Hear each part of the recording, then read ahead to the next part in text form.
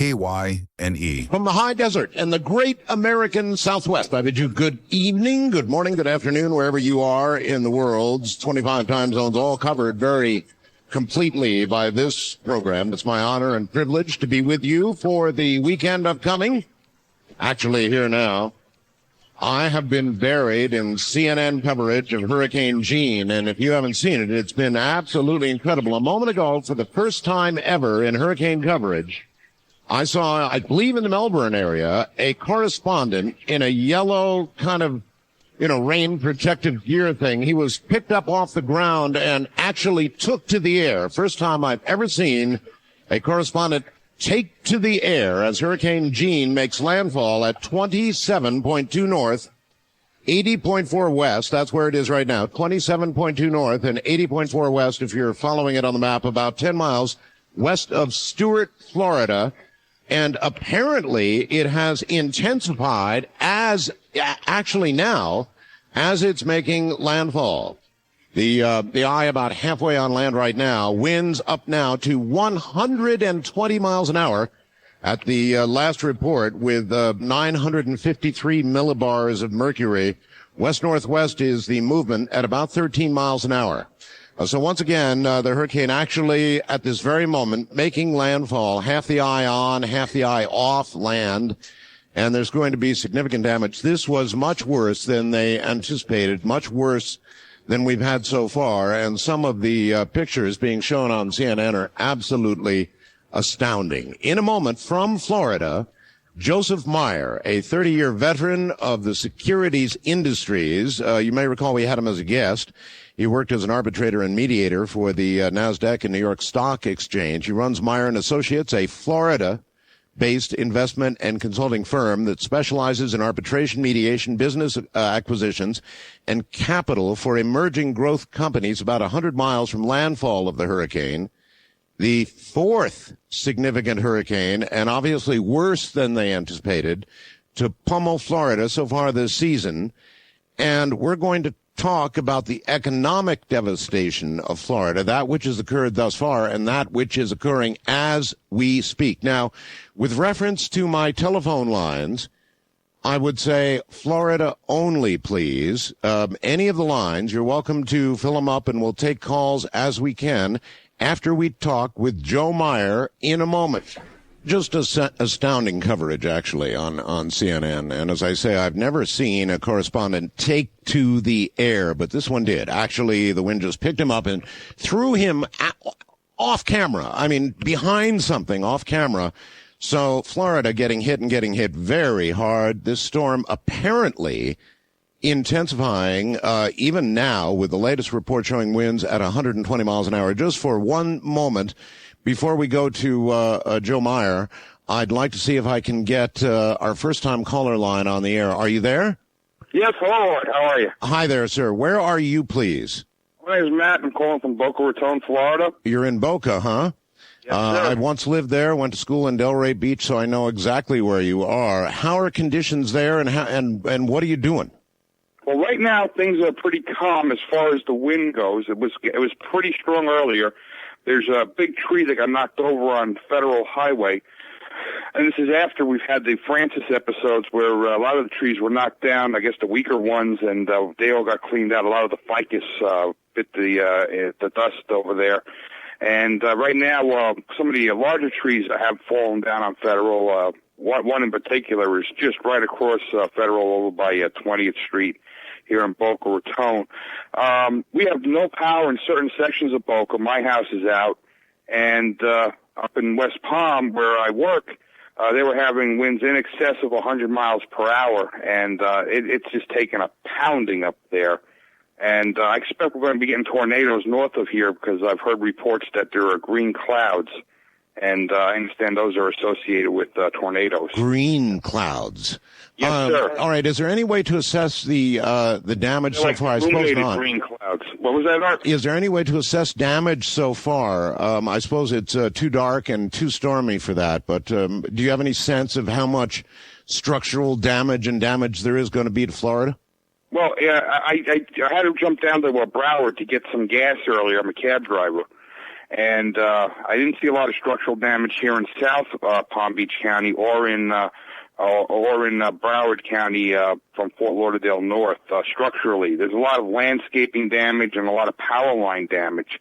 So if you want to consider power lines part of your structural damage, sure, there's that. But I didn't see a lot of roofs ripped off, although it's pretty dark in areas because there's no illumination. All right. Well, listen, I've got to run, but I want to thank you for the call, and we'll try and get some calls from other areas, other hurricane immediately affected areas. So I'll just leave all my lines open for that. If you're in Florida, you have a cell phone, you're managing to hear us perhaps on a transistor radio or XM radio, or who knows how you might be getting us. If you are, I fully understand most of the local stations are going to be involved in local coverage of an event of this magnitude. Nevertheless, we'll leave the lines open for Florida. At this point, we'll go to Joe Meyer. Joe, what part of Florida are you in? All right, I'm about 90 miles south of Jacksonville and 72 miles west of Orlando. Okay. So the bulk of the hurricane is pretty far to your east yet, but you're probably beginning to get winds. Yes, we are. All right. Joe, the reason I had you on is perhaps a little early in view of what's ongoing in Florida at the moment, because it's all unfolding, and it looks like it's going to head right up the state if the path holds. But with the other hurricanes, plus what's going on right now, Joe, what's happening economically in Florida? All right, we've been devastated economically. The tourist industry in Florida is a $50 billion a year industry, and this is the first time since 1886 that we've had 4 hurricanes back to back. The first time in history? No, the first time since 1886. That's a lot of history. That 4 hurricanes during a hurricane season have hit a state. All right. Obviously, there's going to be, from what I can see with the coverage I'm seeing, a great deal of damage from Hurricane Jeanne.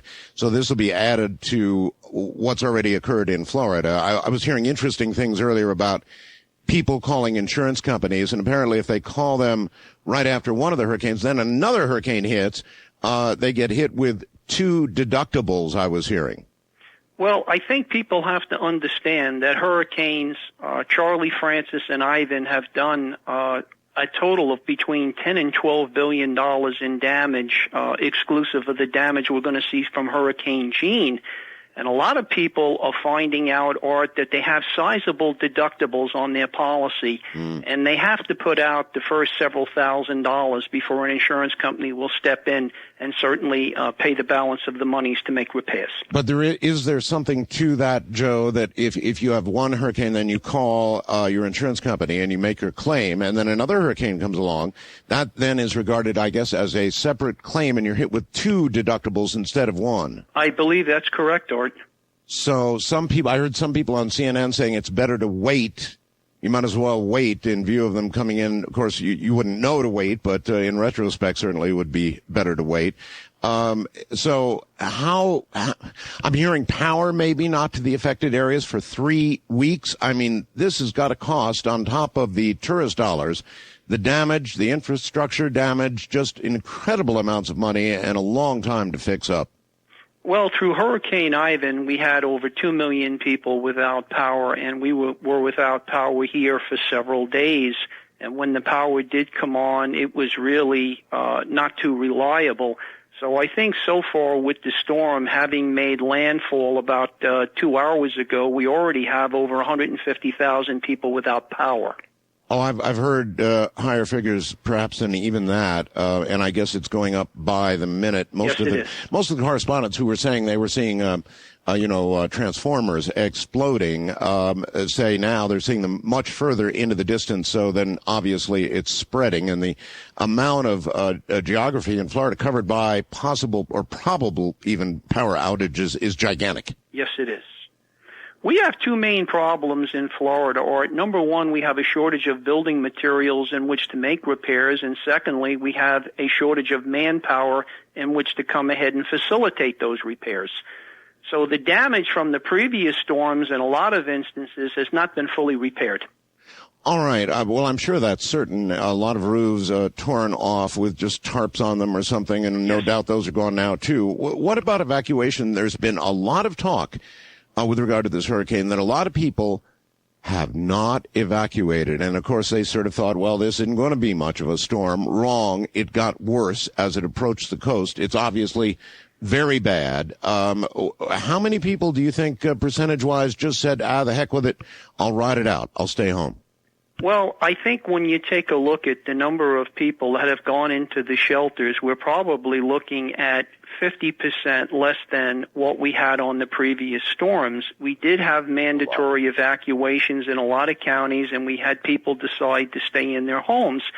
The reason for that is a lot of people felt if they'd have stayed behind the last time, they could have possibly reduced the damage to their dwelling by making repairs immediately during the process of the ongoing storm. You know, whether or not that would be true, I think would depend on where you were.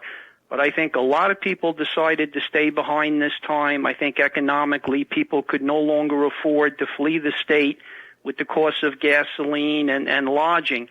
So I think a lot of people have stayed behind, and they're hoping for the best, that the storm somehow passes them by. You know, I had heard that there were a number of people who they were out of cash. Yes. I mean, you know, they had cash reserves for a storm, and by the time this one got here and they were told to evacuate, they didn't have enough money.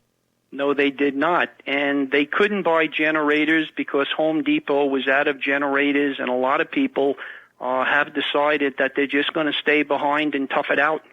Stay behind and tough it out. Wow. Well, all right, Joe, is there anything else you want to add in these early hours in the middle of the disaster that's occurring right now? Well, I think without a doubt, Art, Florida re-enters recession. We've been damaged very severely from these storms, and I think it's quite frankly going to take a long time to regain the confidence of tourists to come back into the state of Florida. Joe, do you think there are people who are so weary along the Gold Coast of these hurricanes and elsewhere in Florida that they're just going to say, that's it, you know, I've had it, I've had enough, I'm leaving Florida?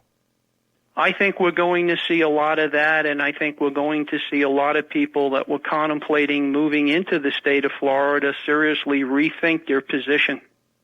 I would imagine so. All right, Joe Meyer, thank you very, very much for coming on the air this early morning with us and giving us your thoughts. Thank you so much for having me. Take care. That's Joe Meyer, and that's sort of the economic look at things. So let me give out my first-time caller line, and if you would be so kind, please, as to hold your calls to Florida only. I've got one exception here, but Florida only. Otherwise, my first-time caller line is area code 775-727-1222. Easy number to remember. So if you're in Florida hearing us by hook or crook, that's a number, and apparently there is still phone service. I'm looking now at some of the CNN coverage, and it's just incredible what's going on. Also incredible the way the hurricane came on shore, and apparently actually as it was coming on shore, very atypical, it intensified while it was actually halfway on shore, because the latest report showing it, as I mentioned, at about 120 miles an hour. East of the Rockies, you're on the air. Hello. Yes, my name's Gary. How are you doing? Hi, Gary. Where are you? I'm in Alabama. Alabama. Okay, you're going to have to speak up. I can barely hear you, buddy. Okay, how's this? Better.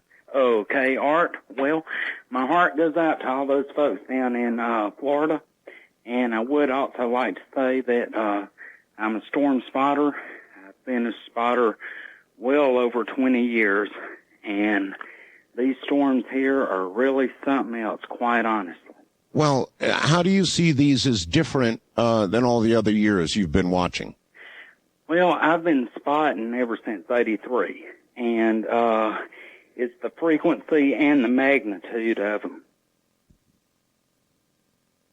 Say again, please? It's the frequency and the magnitude of the frequency and the magnitude. Right. All right, buddy. Thank you. I appreciate it. The frequency and the magnitude. Huh.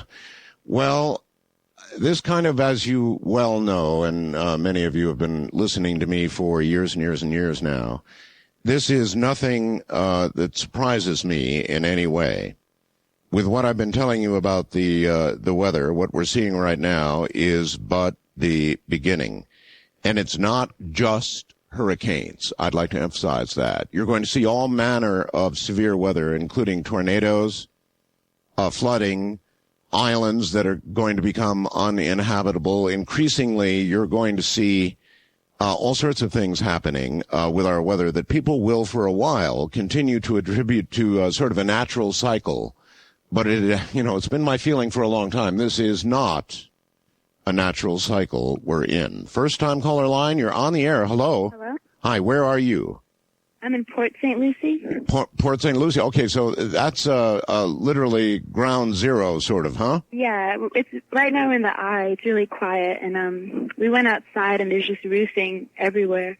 So you're literally in the eye of the hurricane right now. Yeah, right now. And how long should you be in that? Do you know? It's been about like half an hour so far. About 30 minutes. You may have up to 2 or 3 hours. I was hearing on CNN of the eye, if you get full effect of it. Prior to the eye crossing your point, how bad was it there? We were just hearing all these noises and we didn't know what they were, and so we went out and there's this palm tree that the city moved after Francis, like it fell on a power line, but they didn't take it down. They just leaned it on another tree. Uh-huh. And I think it fell in our car, or it fell nearby it. And nearby it, or you think it actually fell on your car? I couldn't see. We couldn't. It was just so dark outside. But it either fell nearby it or on the car. We're not sure yet. And there's just roofing material everywhere, just all over the place, like on the cars and everything. So all kinds of debris. Yeah. And then plus debris on the road. They didn't get to take all of it up, and so that got scattered around everywhere. Do you have a sense of how much damage, if you were to close your eyes and imagine, how bad is it going to be when the sun comes up? It's probably be pretty bad. Yeah, it's going to be bad. A lot worse than Francis, but not as bad as Ivan. Well, that's what I've been hearing, quite some bit worse than Francis. All right. Well, listen, where have you been staying in the house?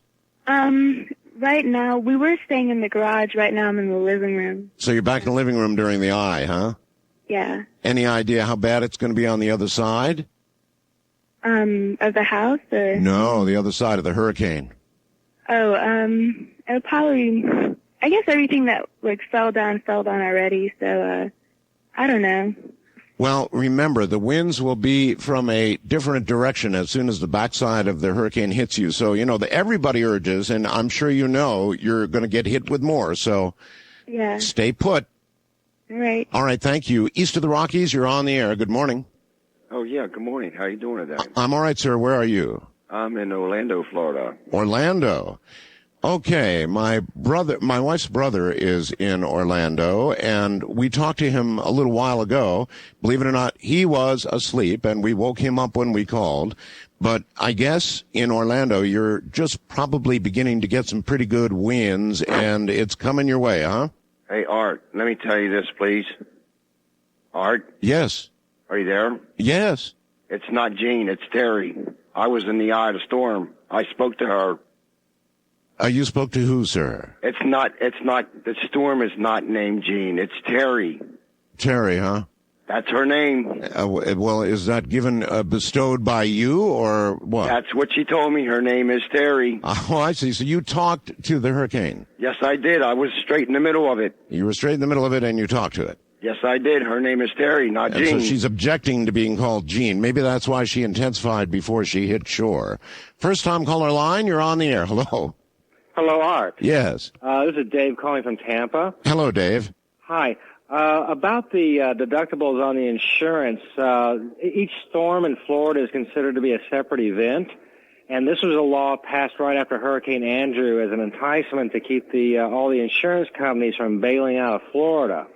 And right after Hurricanes Charlie and Francis, the insurance companies were up in small aircraft doing aerial photographic surveys to check for damage so that no one could claim that the damage is caused by only one storm and avoid a double or now maybe even a triple deductible. Whew, it's going to be a massive confusion down there, isn't it? It sure is. You know, according to the National Hurricane Center track, this storm should have turned north by now, but I know it. It shows no sign. I know it. And being in Tampa, that would be of a very large concern to you, because if it doesn't make its northward turn, it could, I suppose, come right over Tampa. Well, we'd be right if it keeps going west. We'll be on the north side of the storm, which would be serious trouble for us here. Well, it looks like a west-northwest track right now that would take it just barely to the north of you. However, the way these storms have been tracking and they've been predicting have not exactly been the same thing. So.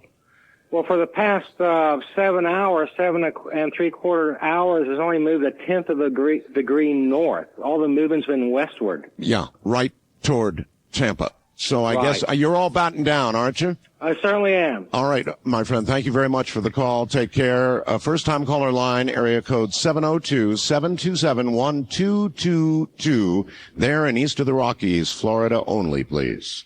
Tell you what. These storms have been acting very strangely, and I know a lot of the rest of you feel it and have observed it. And you can just feel it. They're acting in some different kind of way. I don't want to be overly dramatic here, but the way they're building, the way this one's built, the way this one is moving, by the way, it continues to the west-northwest toward really Tampa, frankly, if it doesn't take the turn. It's not yet taking the turn they said it would take. And it's vicious coming ashore, 120-mile-an-hour winds. The CNN coverage is quite good if you want to try to catch that. I don't mind plugging others who are doing a good job, and they really are doing a good job. Anderson Cooper's out there, and you got to give it to the guy. He's got guts. We'll be right back. Florida on my lines, any of the lines, but Florida only, please. KYNE. There is something really eerie and weird about the way these storms have been acting. When in your life, because I don't recall it in my life, have you ever seen a hurricane like Ivan, for example, that hit Florida, Florida, then went all the way up the East Coast, as hurricanes normally do, and then out into the Atlantic, right? Well, not Ivan, of course. Ivan went sailing right up the East Coast, went back out into the Atlantic Ocean, and then, unlike anything I've ever seen in my life, it took off straight south, all the way back down to Florida, cut across the state of Florida, went back into the Gulf of Mexico, and regained strength, and then gave them grief in Texas. And now we look at this hurricane building as it comes on shore, with an updated forecast showing 120-mile-an-hour winds now, which makes it, of course, very strong, Category 3, and just building and acting and moving in a way that defy those who are trying to forecast it. First-time caller line, you are on the air. Hello. Hey, this is Dan in Lakeland, Florida. How you doing, Dan? Pretty good. And how are conditions where you are? Getting windy and rain's coming down horizontally. Horizontally, yeah. I've seen a lot of pictures of that. Absolutely horizontal rain, and kind of like little bullets. All the correspondents are saying they can't even turn into the wind. Yeah, they're whoever drew the short stick got, like he said. Well, I used to think that, but if you look at Anderson Cooper right now reporting for CNN, it's pretty obvious the guy wants to be there. Yeah, I know. He's now done this in the last two hurricanes. He obviously wants to do this. God bless him. I do understand the urge, but I think he's getting satiated tonight. Yeah. Do you remember John Hope that was on the Weather Channel? Yes. Yeah, he passed away. His hurricane coverage was really good. Well, I've been watching the Weather Channel, but then as the hurricane actually began to impact Florida, CNN seemed to have very good coverage. Oh, yeah. So I switched over. Definitely. And what I wanted to say is something's changed in this weather cycle, because yes, this is the third one that has hit our county. What are the odds of 3 hurricanes hitting? And also, they've been trying to compute, unsuccessfully, I might add, the odds of a hurricane hitting the exact same place. In other words, coming on shore at exactly the same place. I know. There's something... And, you got ice shelves the size of Rhode Island. Breaking off. Yeah. I know. I've got endless stories behind me. Thank you very much for pointing that out, because it's part of what's happening to us right now. These remote things you hear about, like the North Pole melting, like polar bears soon not having any habitat to traverse because all the ice is going to be gone. The bottom of the world, where you see ice calving off, where you hear about ice shelves that are not in the condition they thought they were in. I've got some alarming stories to read you about all of that, but all of that is related to all of this. And the storms are getting, the weather patterns are obviously getting weird quickly. East of the Rockies, you're on the air. Hello. Yeah, how's it going, Art? It's going all right, sir. Where are you? I'm in Tampa. You're in Tampa, Florida. Yeah. Okay, and then you're like one of my other callers over there on the west, and for now, okay, but boy, the way this hurricane is moving, right now, it looks like you could be perhaps in for a little bit of it. Hello? Yeah. I just said it looks like you could be in for a little bit of it. What do you think?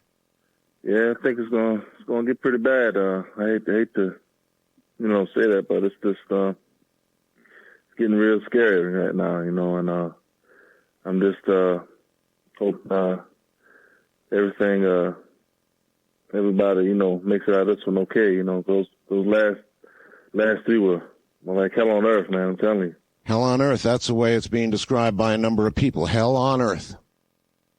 Some of the correspondents that were in the middle of the storm saying this is hell. They were, I think, amazed, shocked, and perhaps a little dismayed to be in the beginning or in the middle of this kind of coverage. As one caller said, we used to think they drew the short stick, and the short stick would be the one to go down and do the coverage. But I don't think so this time. Anderson Cooper, I think, wanted it. He's getting all he wanted. First-time caller line, you're on the air. Hello.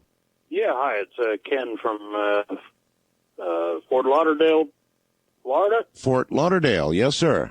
Just moved down here from Pennsylvania. When? In July. In July. Oh, in July, really? Well, hey, welcome to Florida, huh? I was greeted to all these hurricanes. People are starting to think I brought them with me. Yes, indeed. Are you hunkering down right now, or how are things in Fort Lauderdale? It's not too bad. I keep losing power maybe every half hour or so, just for a few seconds, and then it comes back on. But we get some pretty good bands coming through here. Right. Now, I also wanted to say that if it goes north of Tampa, then it's the south side that becomes the dirty side, right? Bringing the water back in. No, that's exactly right. Yes. Yeah. So.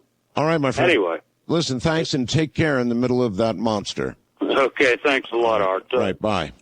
I wonder how many of the rest of you have this eerie feeling that we're seeing the beginning of a larger change. But, I know that everybody's going to say, oh, well, it's just a cycle, and they were doing. Probably that's right. But it has the feel, it really does, of more than just a cycle. First-time caller line, you're on the air. Hello. Hello, Art. I'm calling from Pensacola, Florida. Pensacola. Oh, up there. Yes. All right. Well, how's it going? And as you watch the track of this storm, what are you thinking? Actually, I'm not watching it. Our power is still out from when Ivan hit us. Holy mackerel. Yeah, and we're going on day number, I think, 11 or 12 now. And I've been through many hurricanes living here in Pensacola, but Ivan was the worst I've ever seen in my life. And everybody you talk to here in Pensacola who also have, gone through many hurricanes, they're like, geez, this thing was the worst. Yeah. And it was just downright scary. And like I said, here we are 12 days later and our power is still out. The worst, you say? The worst I've ever been through. And I went through Frederick in 79 and Aaron and Opal, who came, 60 days from within each other. But those were like two in, I think one in a one. But Ivan was just horrible. And also something that we all kind of like, we say to each other, years from now, we'll say we went through a freak storm because, like you said, it went up all the way up to Pennsylvania, came back down through Atlantic, and then beat up Texas. I've never seen any such thing in my lifetime. Yes. And that's not to say it hasn't occurred, but, in my lifetime, I've never seen anything like it. And now this one doesn't seem to be taking the turn that they forecast it would. On the other hand, should it take the turn, but late, then I guess you'd be concerned, wouldn't you? Exactly. Everyone in Escambia and Santa Rosa County, if it crosses over the peninsula and gets back into the Gulf, it can regain strength. And this has been one horrible, horrible season. So, and I don't even know why I believe that, but I believe that might happen, or it may turn north as they're suggesting. But right now, it sure does look like it's headed mostly west to me. I don't like hearing that. Because like I said, we don't even have a TV here because we still don't have power. We're part of the 25 or 30% of the county that has not regained its power yet. Well, you obviously have telephone, and you have radio, because I can hear it going in the background. So radio, and I beg your pardon, radio with batteries. So I guess that's at least a little bit of comfort for you? Well, I enjoy your show, I'll say that. All right, thank you very much. By the way, at the top of the hour, Sean David Morton, who I'm sure is listening to some of this, some of you now, as well as watching the coverage on CNN. They will be talking, I think, later about how this hurricane fooled the forecasters a little bit and actually even began to intensify. As the eye hit land, you would think it would begin to fall apart. But if you look at the pictures that they're still showing of the radar, which is pretty good because, you know, the eye's over land right now, I don't see that happening in the photographs yet. I just don't see it happening. First time caller line, you're on the air. Hello. Hello, Art. Yes, sir. Where are you? Yes. I am just a bit northwest of Lake Okeechobee. All right. Welcome to the program. Yeah, I'm, Francis was a bit stronger than Ivan, at least for us.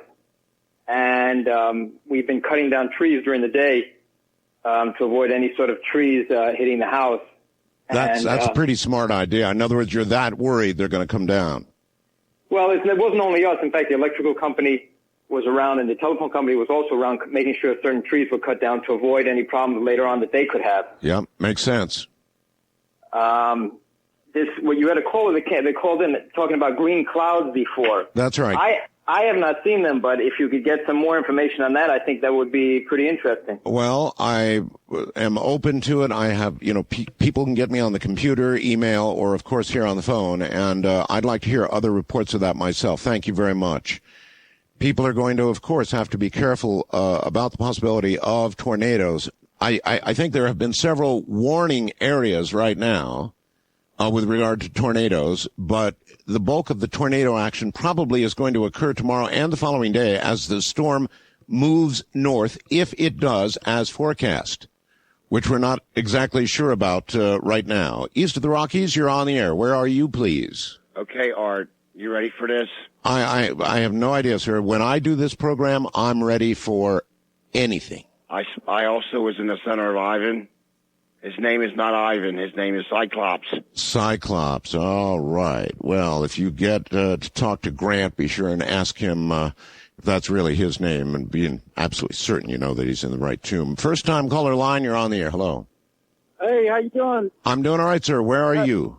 I'm near Gainesville, Florida, heading south on 75. We're having some gusts over here, but what I wanted to tell you was... You're in an 18-wheeler, is that right?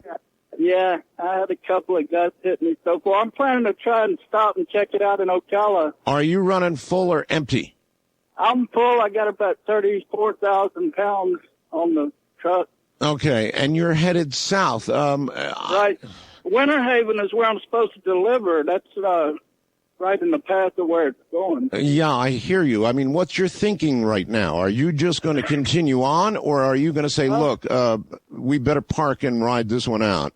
Well, I've been calling the receiver. Yesterday they said, oh, yeah, come on, when we're going to be open. And I called them today. Yeah, we're going to be open. I called them about an hour ago. They said, well, we don't know if we're going to be open or not. Call back in the morning. Well, what about, but as you observe the amount of gusts, the kind of gusts you're taking right now, personally, are you going to be safe or are you going to need to pull over? I've driven up in Wyoming where they've got continuous winds of like 50 miles an hour. But these gusts, when they hit you, it's a little more dangerous than a continuous wind, you know? Well, so, you're going to pull over or are you going to, what are you going to do? I'm going to get fuel in Ocala, and I might try to go a little further. I think it'd be kind of exciting to go through a hurricane in an 18-wheeler. You know? Yeah, oh, yeah. The state police, they should stop me if, you know. Well, sir, whatever cranks your shaft, you know, your crankshaft. It's a big truck there. You know, I'm not sure. I on the one hand, I understand that psychological point of view of, you know, let's get in that surf. Let's take that truck right into the middle of the hurricane and all the rest of it. And they've shown some of that on TV. People out there in Bermuda shorts, standing by fences, you know, that are about to blow away, that sort of thing.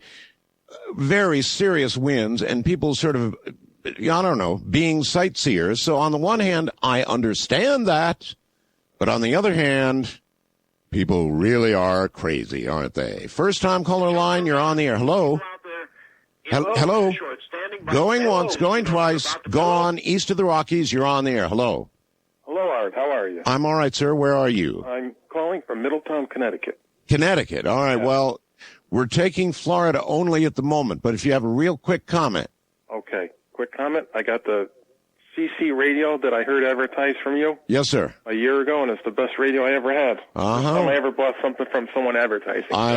Listen, I'm sure they appreciate, and I appreciate the plug, and he's right. It's the best radio in the world.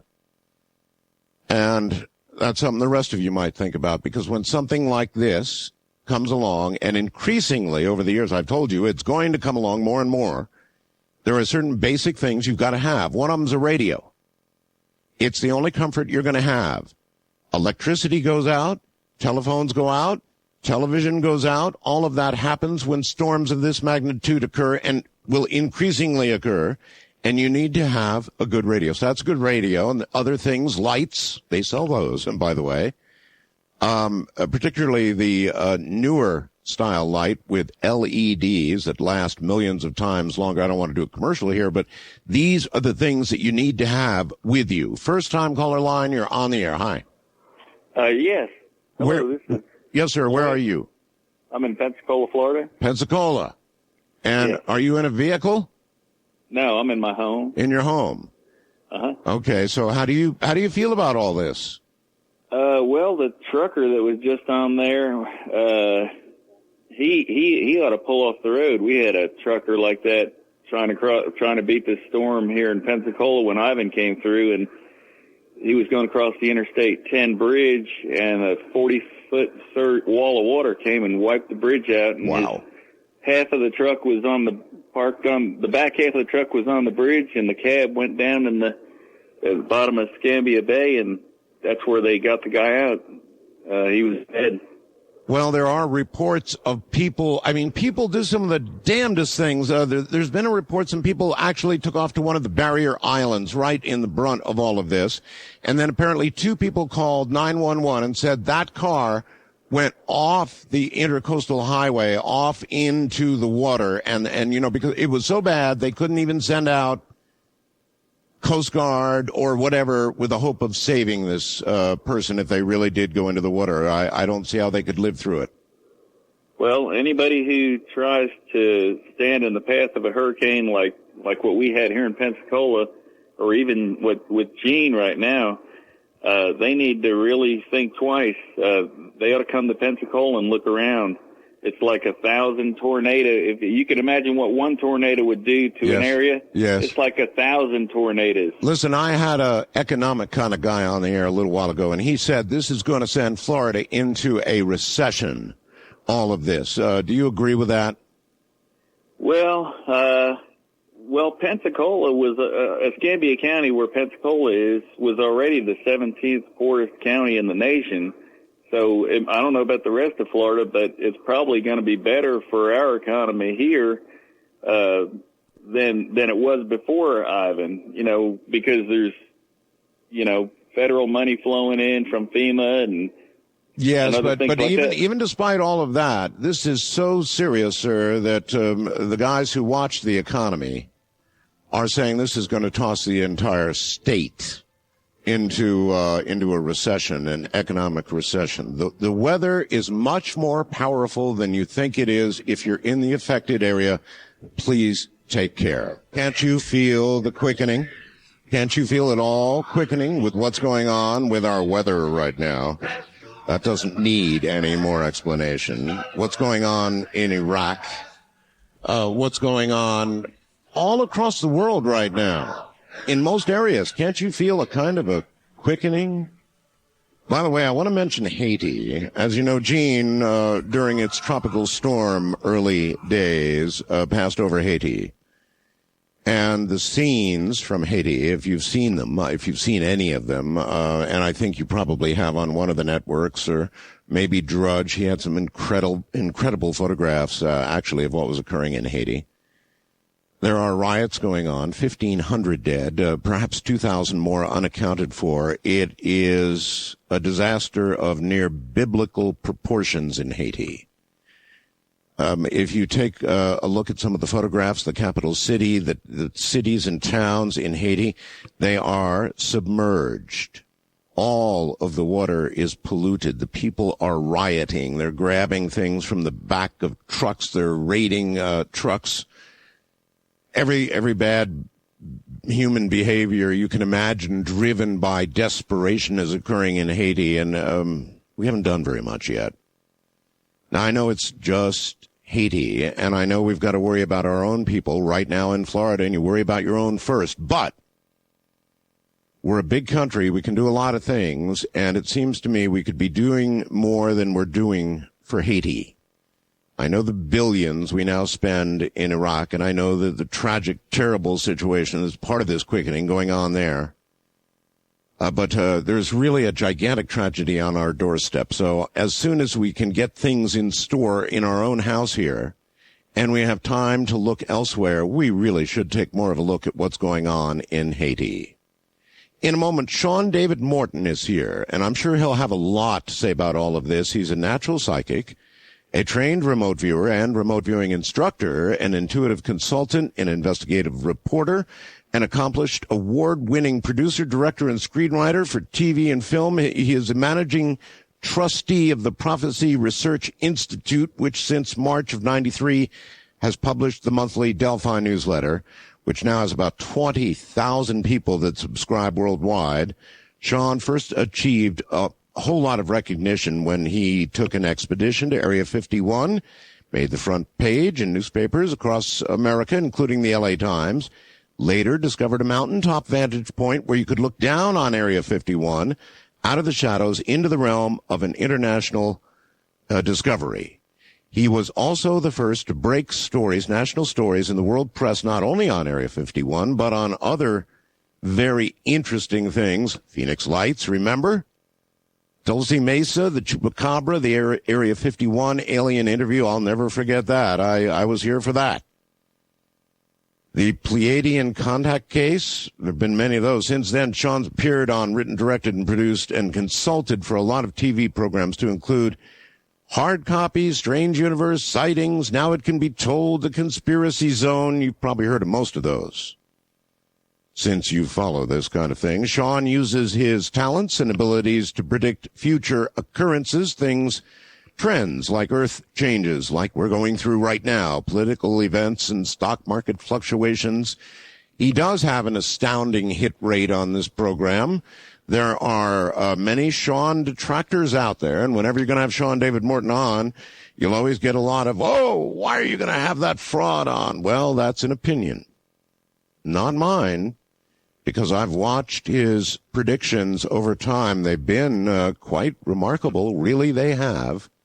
So detractors or not, in a moment, Sean David Morton tracking the hurricane at this hour. Gene, of course. It looks like the eye is 2/3 or a little better on to land at this moment south of Vero Beach. Here, ladies and gentlemen, is Sean David Morton. Sean, I want to start with something hard. Okay.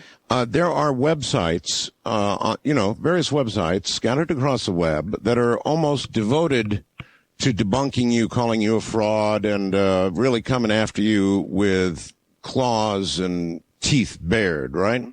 Yeah. What's that all about, and how do you answer it? I mean, I'm sure you've read them. You keep up on that kind of stuff. Yeah, well, it's a couple of, I hate to talk about them on this show and kind of waste the time on them. Well, the accusations, I mean. Well, I can tell you that the majority of them are are by a lot of the same people that were attacking all right. The majority of it. You know what? I'd rather not deal in names. Okay. If you don't mind. Let's not do that. But, okay. But the accusations, I would like to deal with those. I mean, they say your hit rate is nowhere near as good as I've touted it to be. That sort of thing. I mean, they're just really rough on you. Well, over and over and over again, it's mostly people that, number one, don't pay attention. Number two, haven't read my newsletter. Number three, make general sweeping accusations about this sort of thing. When you're a stand-up guy in sort of a put-down world, you make a lot of enemies, as I'm sure you know. Yeah. And a lot of the enemies that I'm talking about. I used to work for some of them, and I was involved in defending you on a number of occasions legally a while back, which certainly got the ill will of a couple of people. And I'll just give you one particular example of this. One individual I finally broke down and actually sued for libel. And in that particular case, not once did they ever use not once did they use the truth as their defense. Let me put it that way. And not once did they say come up with any ounce or shred of evidence or proof of any of their accusations. Their defense was, he's a public figure. We can say anything we want about him because he's in the public eye. Not anything, as you know, Sean. They really can't say anything. However, there is a lot more latitude when you're a public figure, and you are legitimately a public figure. Right, and it's what they got it. But it is what they got away with as far as the entire. Unfortunately, my case was dismissed. As I said, they never once used the truth as their defense. The case was simply dismissed on the ground that I think the judge just said, well, this looks like this is just kind of a pissing contest, and. But I mean, why do you think they're after you the way they are? Why come after somebody who's just making predictions? Why? Well, because I'm one of the few guests, and let me pat myself on the head a little bit, that over the course of the last 13 years, I've been very, very, very, very honest about my track record. I print when I'm right, when I'm wrong.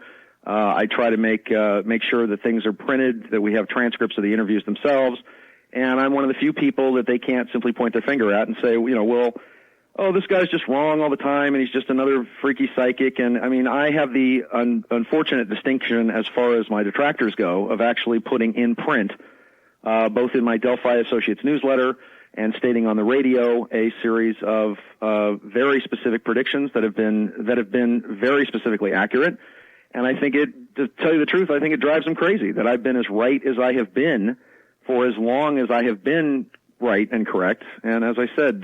well, that has been my observation, that you've been correct. And that's kind of what I go by. Now, let's switch gears just a moment, because we are in the middle of a catastrophic event, another catastrophic event in Florida. And it's almost, to me, I don't know, Sean, it's almost suggestive of Earth changes. It almost feels like some switch has clicked and something has changed. I don't know. Do you have any comments on it? Well, let's a couple of things in the email that I sent you a few days ago that had to do with what I was talking about, where I had said that there would be 6 major hurricanes that would hit Florida. Bonnie, Charlie, Francis, Ivan. We're now at Gene, which means that it's not over yet for Florida. I do believe that there will be one more major hurricane this year that will hit. And also, here's going to be, as the hurricane actually moves, it's moving across through Point St. Lucie right now, up through Melbourne at about 60 miles per hour or so. The hurricane itself is also going to expand as the eye of the hurricane hits land and expands over Orlando and Tampa. The storm will actually expand outwards from there. Here's the 2 biggest problems that I say. Well, let me say the biggest problem with Gene right now. The problem is that when it hits, I feel that there is now so much debris, whether or not it's tents or cars or motorhomes or entire trailer park cities there, if you will, that now this hurricane is actually going to pick up a great deal of the debris. and turned it into a rain of missiles, if you will. Yes. Of all the debris that has come from the previous hurricanes, that is going to make this one particularly deadly. Because all I see in my visions of this is just a rain of stuff that will actually be picked up by these high winds. And as I said, trees and cars and motorhomes and all of the debris as it sweeps across. That's what's going to make this hurricane particularly deadly, just because of what's going on with it. Sean, when did you make the prediction of the number of hurricanes this season? I think I made it. I talked about it on George Norrie's show back in February, where I talked about this being in February. Okay. This would be a record year for hurricanes. But let me point out that this has a lot to do with the trend of what's going on, and this has a great deal to do with what you have been saying on this program, with guests like myself, with other people who have talked about these types of earth changes, whether or not it's the Hopi elders or people who are experts on the Mayan calendar or whatever, that we are entering a phase of time, a speeding up, a quickening, as you have said for many, many years. And I remember going all the way back to the original 1990s when we talked about this, about the 2004 to 2005 time frame, becoming a fantastically wild period of weather that would be exacerbated by a couple of things, by what I think is a couple of things, in my humble opinion.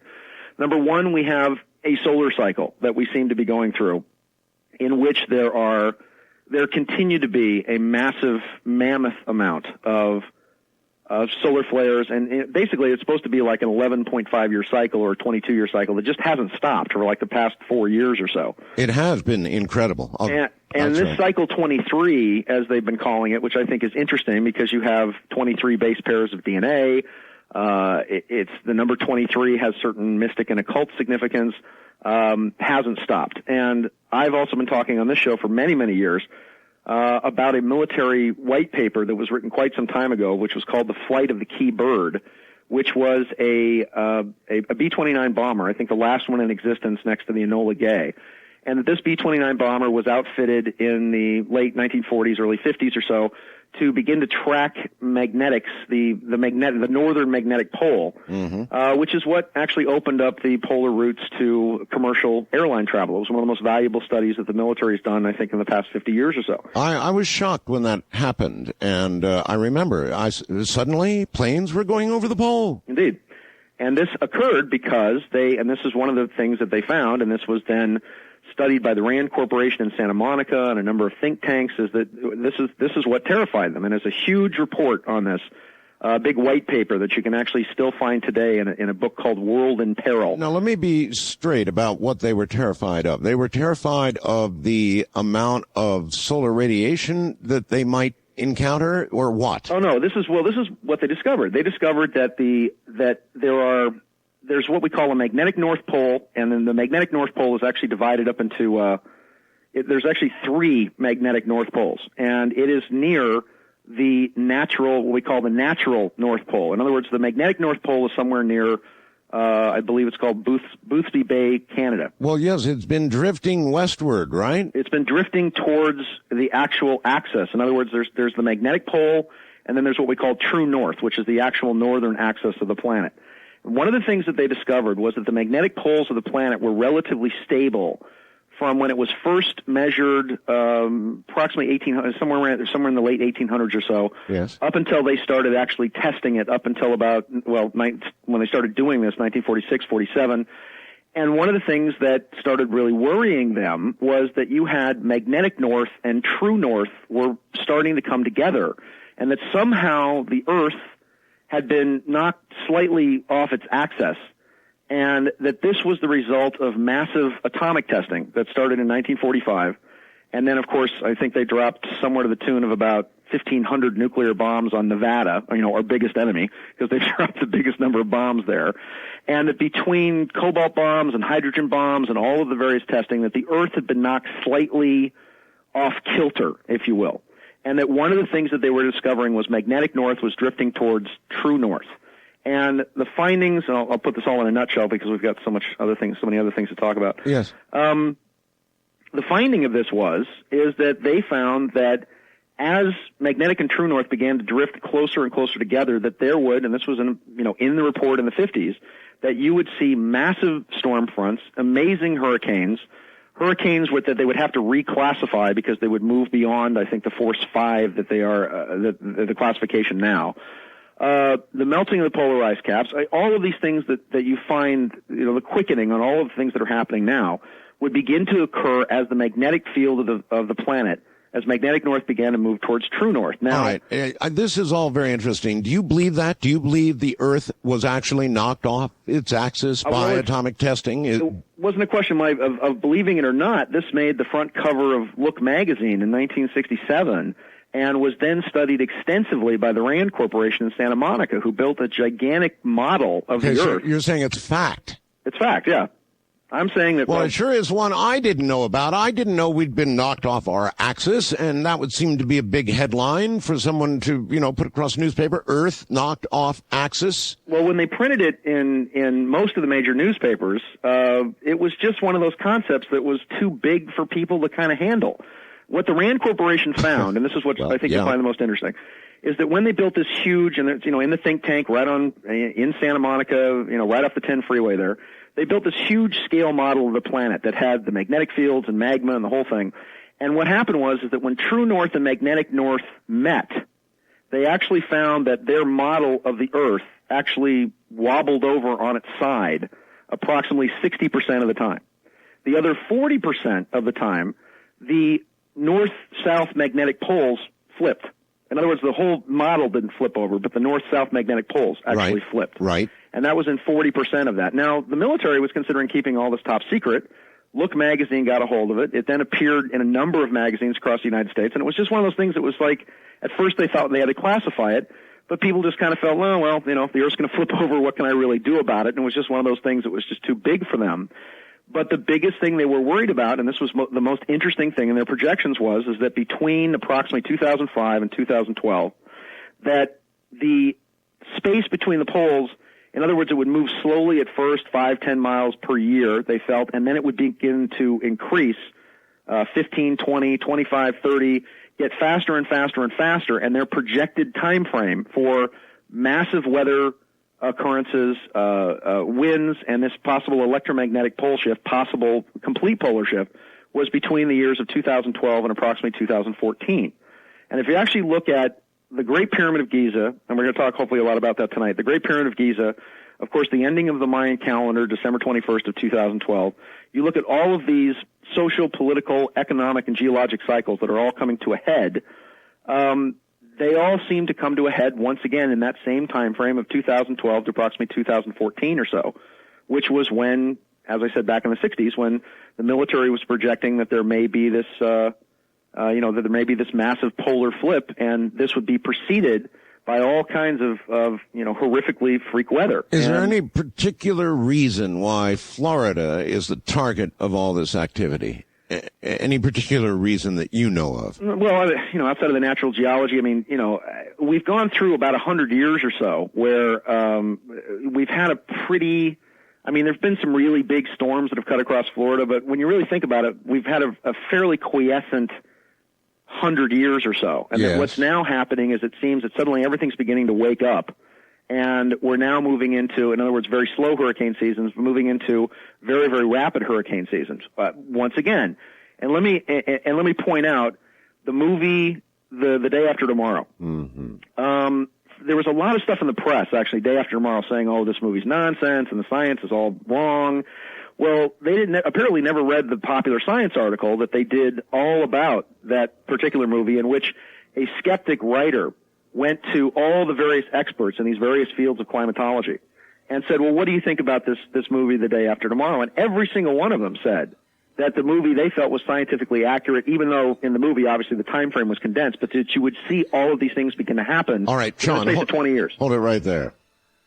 In addition to that, it was learned the other day that the movie The Day After Tomorrow, though admitted by Chinese scientists to be collapsed in time frame, the movie is actually now required viewing for Chinese scientists.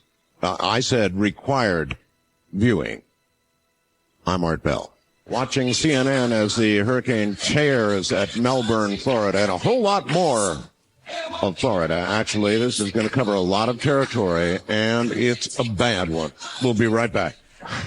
watching Anderson Cooper, during times like this, I wouldn't kid you. I've got CNN video on in the background, so I'm watching. And watching Anderson Cooper is kind of, I don't know, kind of interesting. The guy is obviously enjoying himself. And this is now the second hurricane that he's a big guy at CNN, bigger than the guys who would draw the short stick. So he volunteered to do this. He's enjoying his reporting. He would seem to be enjoying it very much, and he's doing a very good job. So 3 cheers for Anderson Cooper, CNN, going down there now twice. Once again, here's Sean David Morton. Sean, since you're a psychic, this is a straight-out question. Okay. If you, as a psychic, knowing what you know, if you lived now in Florida, Sean, would you move? Yes. And I've been, every time I've spoken down in Florida, and I speak at the New Life Expo down there, I think once or twice a year. I've warned people about this over and over and over again, that Florida is one of the biggest places in the United States at risk currently, because we have globally, I mean, if you just look at the trends, take the psychic stuff out of it at first. Well, I know, but the question was the psychic question. The psychic question of it is, yes, I would, and I've told everybody since every time I've spoken down there, you folks need to get out of here. You need to move at least to higher ground up in the center of the state, up into the Panhandle. Can you look into the next year? I mean, the remainder of this year, you've already said there's going to be another big one in Florida. There'll be one more. Right, as I said, the biggest damage from Gene right now is the fact that it's coming along the exact same path as Francis. Yeah. And that it's all the junk it's going to pick up in its wake is just going to turn this thing into a. All right, but there's another one coming, and then next year, what do Floridians have to look forward to from a psychic point of view next year? Well, if you're looking at let's take it over maybe a little bit bigger over the next 3 years or so. Fine. The biggest thing that everybody needs to watch, because it's a trigger once again, is going to be the possible eruption of Mount Pelée on the island of Martinique. And that if Mount Pelée erupts on the island of Martinique, you are going to see a series of huge undersea earthquakes, some very serious earthquakes in the western part of the United States. Eventually, I mean, projecting out a little further in the future, let's say over about the next 7 years or so, a landmass actually rising off the coast of Florida, which I see, and this is very far off in the future, as being sort of a rising continent. That will eventually become known as New Atlantis, and going all the way back to, I think, the first manuscript that I published back in September of 1992, when I published a map in there called the Millennium Factor. I always saw that it was going to be the East Coast that was going to have, and Florida specifically, when it breaks up into an actual chain of islands, with most of Florida being at or about 3 feet below sea level. And with the global water levels beginning to rise once again over the next 10 years or so, then as these storms become more and more severe, as we move into the electromagnetic flux of the planet, this massive solar cycle, Florida, Louisiana. There was a rumor on the net, I bet you saw it, that Tortuga, the island, the Turtle Island, that it supposedly disappeared. Was there any truth to that at all? No, they found the island, and apparently things are fairly well. I mean, just fairly well. I mean, you saw what happened to Haiti. I assume that you've seen the incredible photographs from Haiti. Yeah, and the devastation that happened there, yes. Yeah, real devastation. I mean, riots are going on there. It's unbelievable. The sewage and the water is knee deep everywhere, and it's a catastrophe, almost biblical. Well, if you look at, let's take a spiritual road here as well. If you look at when the hurricane pretty much skirted much of Jamaica.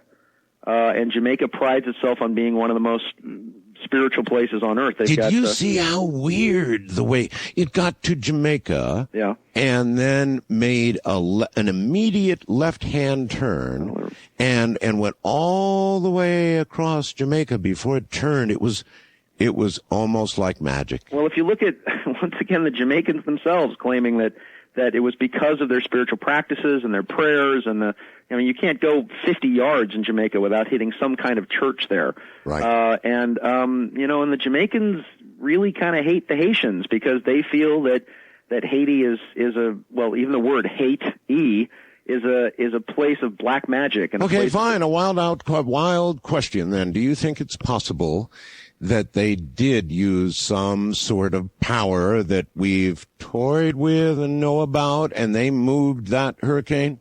Absolutely. I mean, over and over and over again, Art, and you have been the greatest promoter of this over the course of you being on the radio. And then one of the greatest cautionary people you've ever... And cautionary people, yes, indeed. But that, the power of, I think the only thing that can save us is the power of prayer and the power of mass thought and the power of, in every way, shape, or form, the power of repentance and the power of prayer and the power of people's ability to focus on their higher selves and actually use the realm of spirit to, if not stop, possibly lessen things that are going on. Now, I'm not saying that the people in Florida aren't, say, as spiritual as the people in Jamaica, let's say.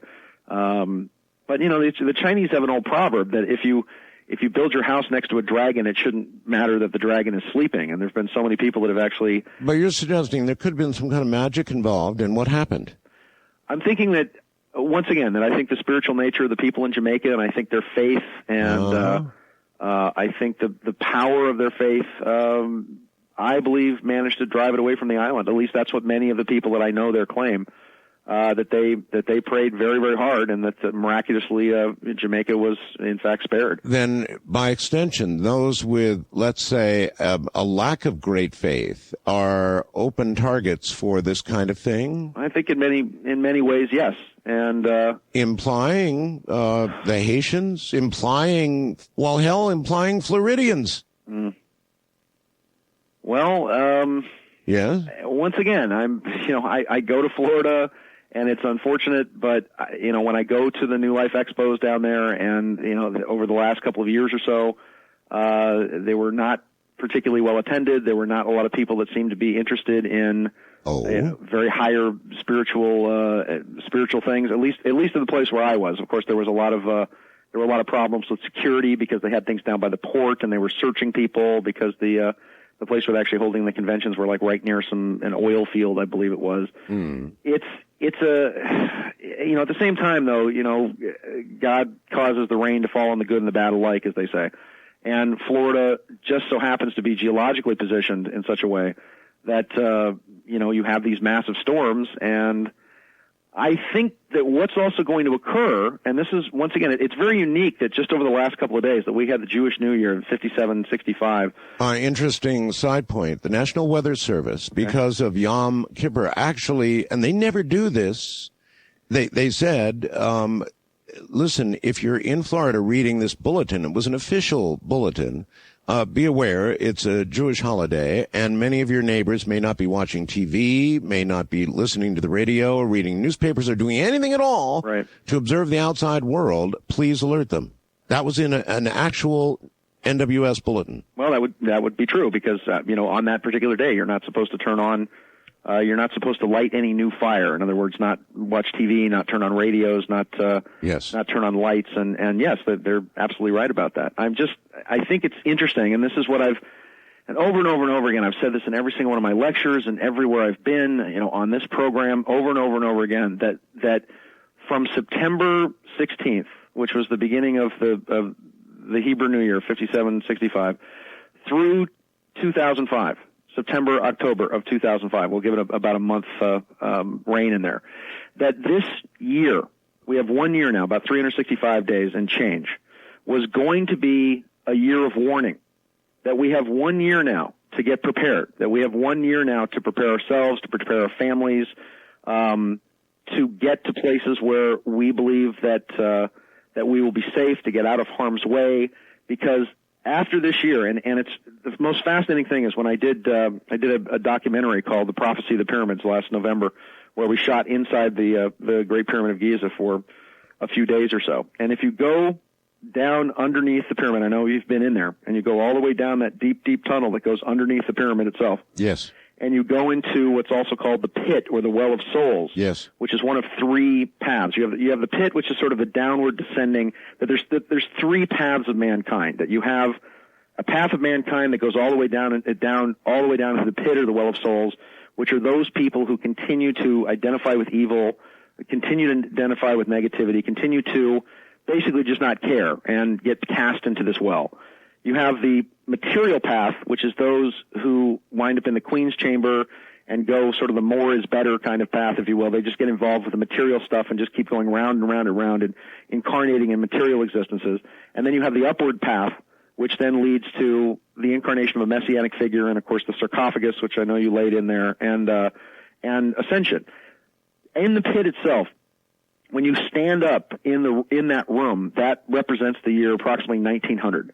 And when you move forward along the wall, there's a deep, deep well or hole into the ground. Yes. And there's a lip on the edge of that. It's obscured now because there's a sort of a fence around it so people actually don't fall in the hole. And that would be at roughly what year? Approximately 2004 to 2005.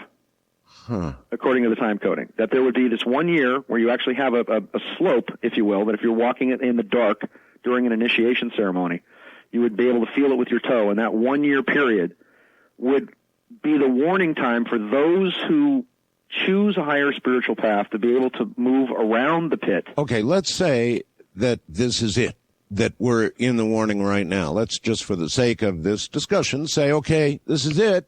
Warning time, we've got a year or so, and that's about it. So from your point of view as a psychic, everybody wants to know. I get a million messages. Please, where is it safe? You've told us where it's dangerous. Where would you, well, maybe I should ask, where will you go? Well, the biggest, right now, over the course of the next few years, the biggest problem areas are going to be on the eastern coast of the United States. Everywhere you're seeing, and this is why it's such a great warning, everywhere you're seeing over the past few months, it's been inundated, all through Louisiana and Alabama, all through the lower bottom half of the United States, up through Texas, through Florida, through South Carolina. That entire area are primarily floodplains. I mean, those areas continue to get inundated because it is natural for them to be inundated. And these floodplains that people, they go in and they build, and then 5 or 6 years later, there's a big flood, wash them all out, they run away, they come back, they build again, and then they're all surprised why they get washed away.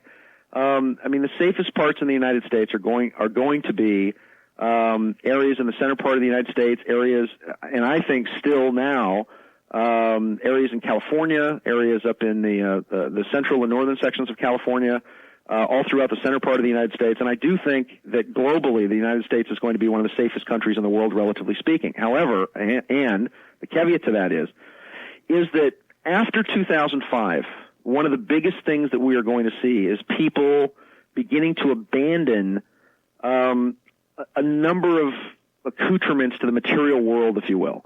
The biggest prophecy and prediction leading up to the whole coming of this massive psychic paradigm change is going to bring on this spiritual enlightenment. Spiritual enlightenment and the physical manifestation of that spiritual enlightenment, which are going to be these communities that are going to be made up of a great number of people who are going to start losing their material things and material possessions through things like weather, earthquakes. And as I said, this year to prepare, and this is why this program has been literally always on the forefront of everything that you can do, as far as everything from the radios to investments in gold, to investments in food storage, all of the things that you've been talking about as far as preparedness. This quickening that you've been talking about, that I've been talking about, that however many sensitives or psychics or whomever you've had on the show have been talking about, I'm telling you that it's happening now, that we're in a phase right now where between 2004 and 2005 is sort of a great choosing time, that we've got this 1 year warning when all these things are going to start to come down, where there's going to be these great warnings to the people, and whether or not they are massive dreams or angelic visitations or... That's really not a long warning, a year for what you're talking about, the kind of cliff we're going to go. We've also been talking about it. I mean, we've been doing this 13 years now. I keep saying, look, 2004, 2005 is going to be the time frame in which you're going to have a series of political, massive political changes and collapses, economic collapses, earth changes are going to begin to speed up. This quickening is going to start to happen, and by this time next year, for lack of a better term, it's a 7-year period between late 2004 to 2012 that's going to be a 7-year planetary tribulation phase for the planet. And whether or not this means a massive war in the Middle East, attacks in the United States. Well, we're sure going to talk about that. Okay. Because I know that's another aspect. I mean, what's going on in Iraq right now is a gigantic aspect all the way around. You had things you said originally about Iraq and about the war. Mm-hmm.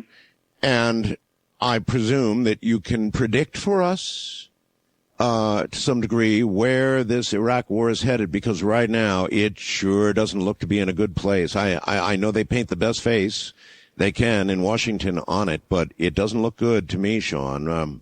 What are your thoughts? Well, this was exactly, again, and I remember you and I speaking about this, well before this started. Almost a year before this began, Yes. I talked about the first thing that Bush.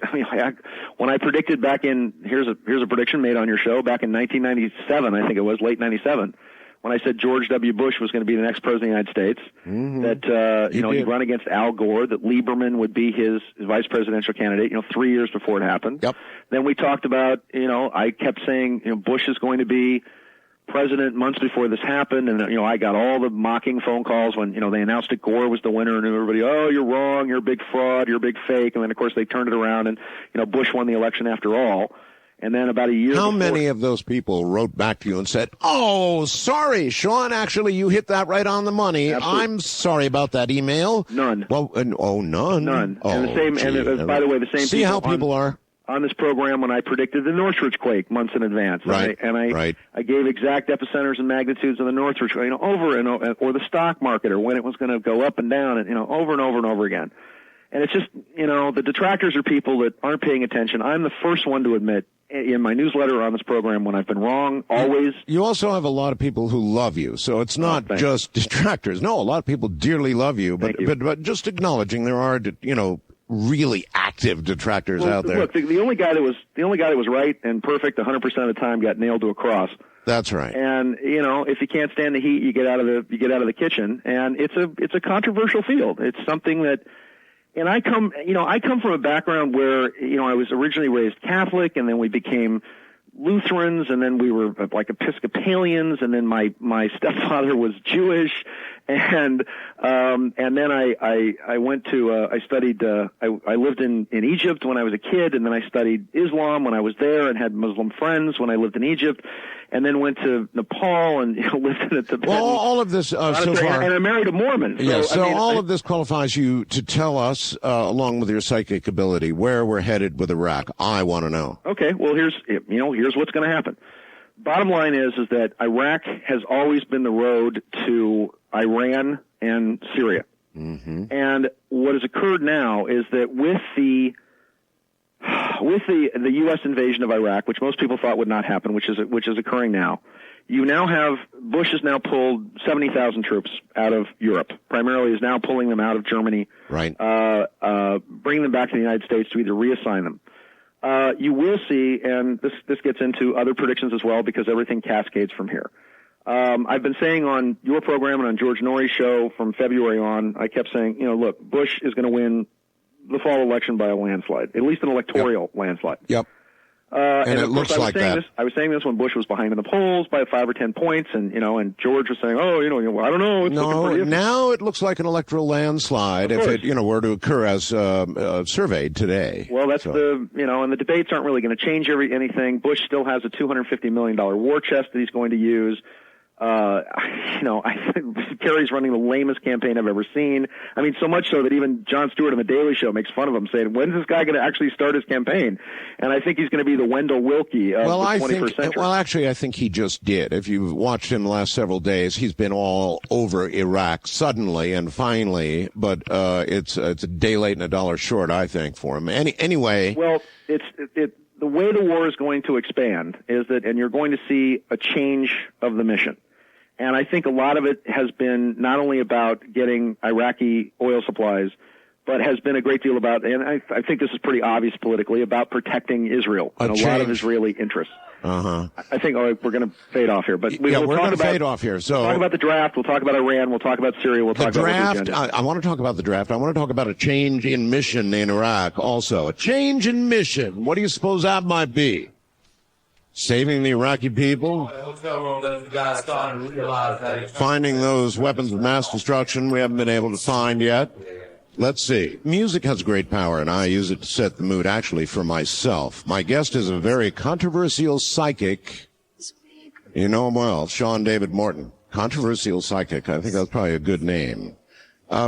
If a psychic is right a lot of times, or even most of the time, they get to be very controversial, and they sure get enemies. But that's the nature of that job. You don't do that job without getting a lot of enemies. And Sean has them. However, on the other side of the coin, from my mouth, you hear this. He's had a lot of things that he's flat hit dead on. So there's that side of it, too. And that's, I guess, what makes him so controversial. He'll be right back.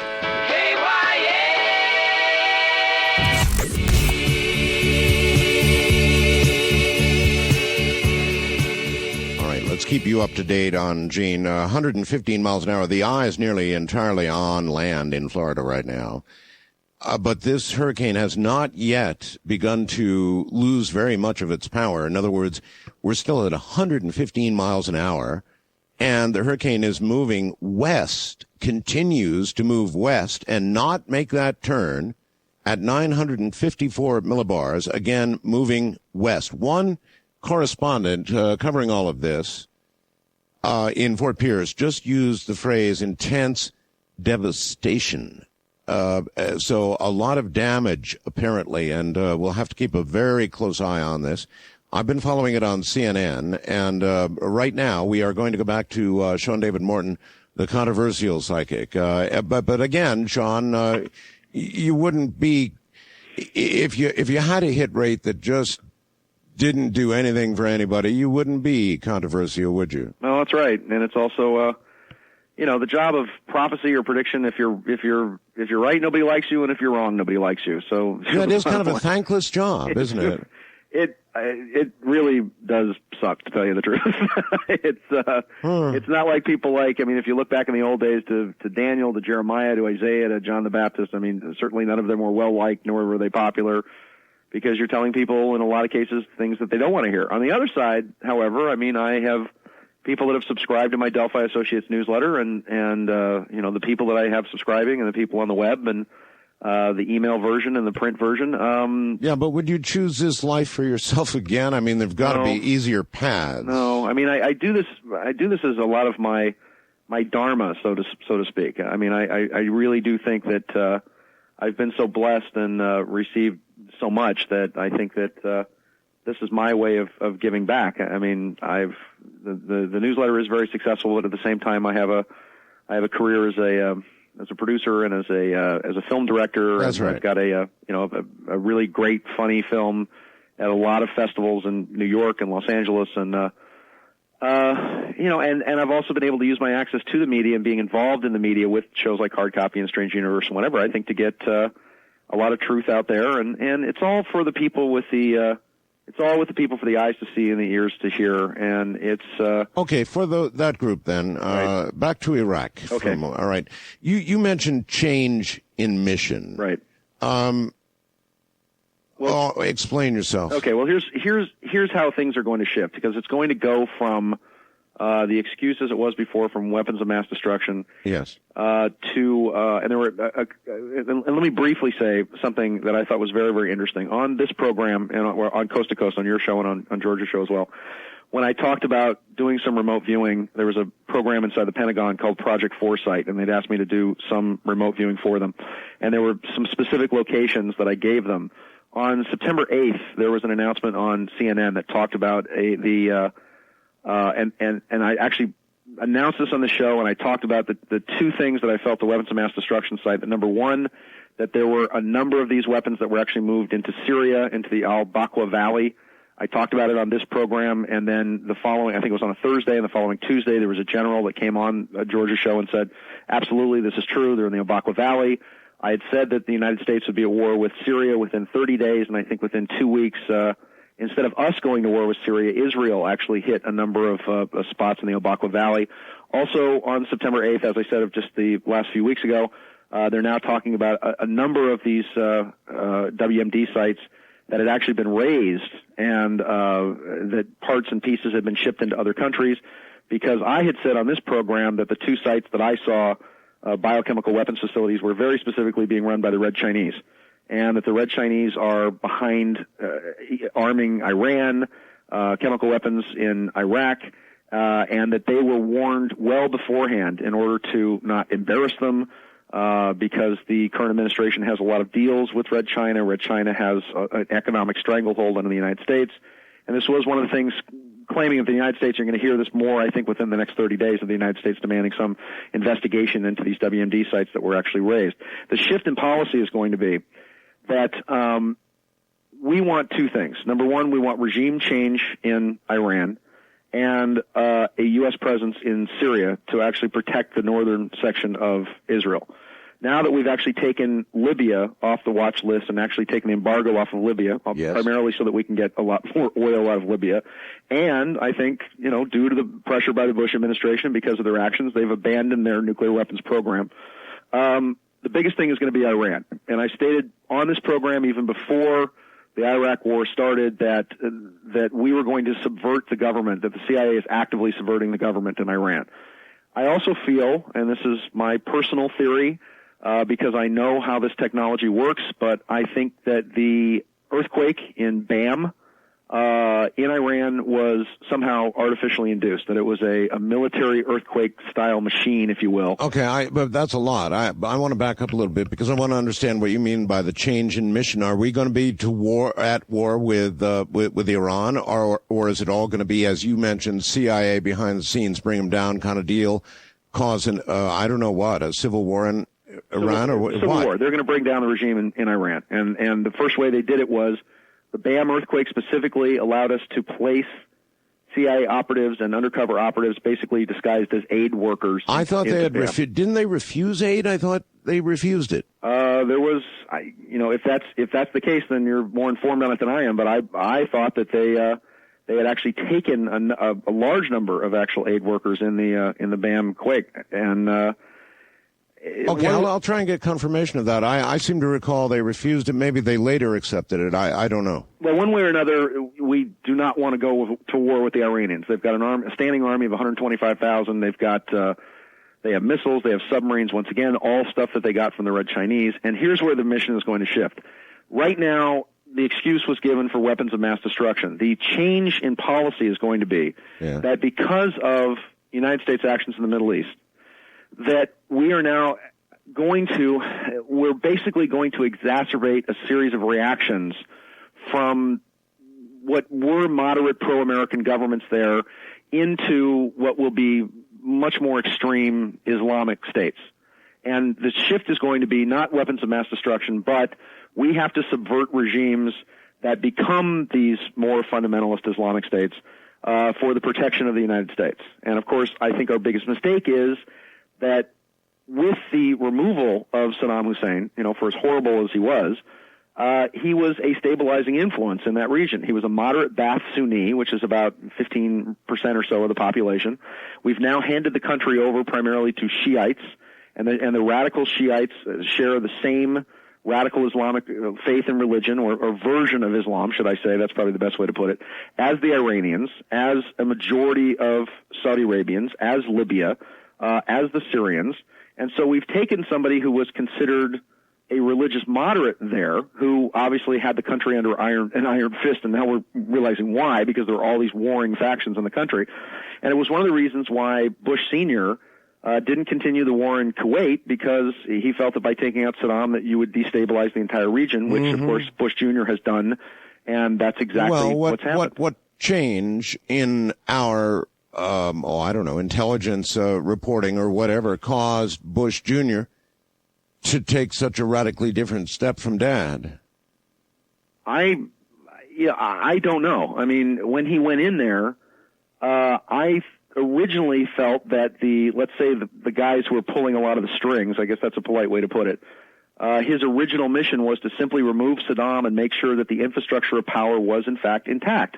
What has now happened is that primarily with the force of Dick Cheney, they've gone in and just blown a bunch of stuff up basically just blown a bunch of things to smithereens, destroyed a massive amount of the infrastructure, and then, without any bids at all whatsoever, handed the contracts for reconstruction over to Halliburton, which, of course, is Cheney's former company, and now we're in the process of getting these multi-billion-dollar contracts to actually rebuild the country.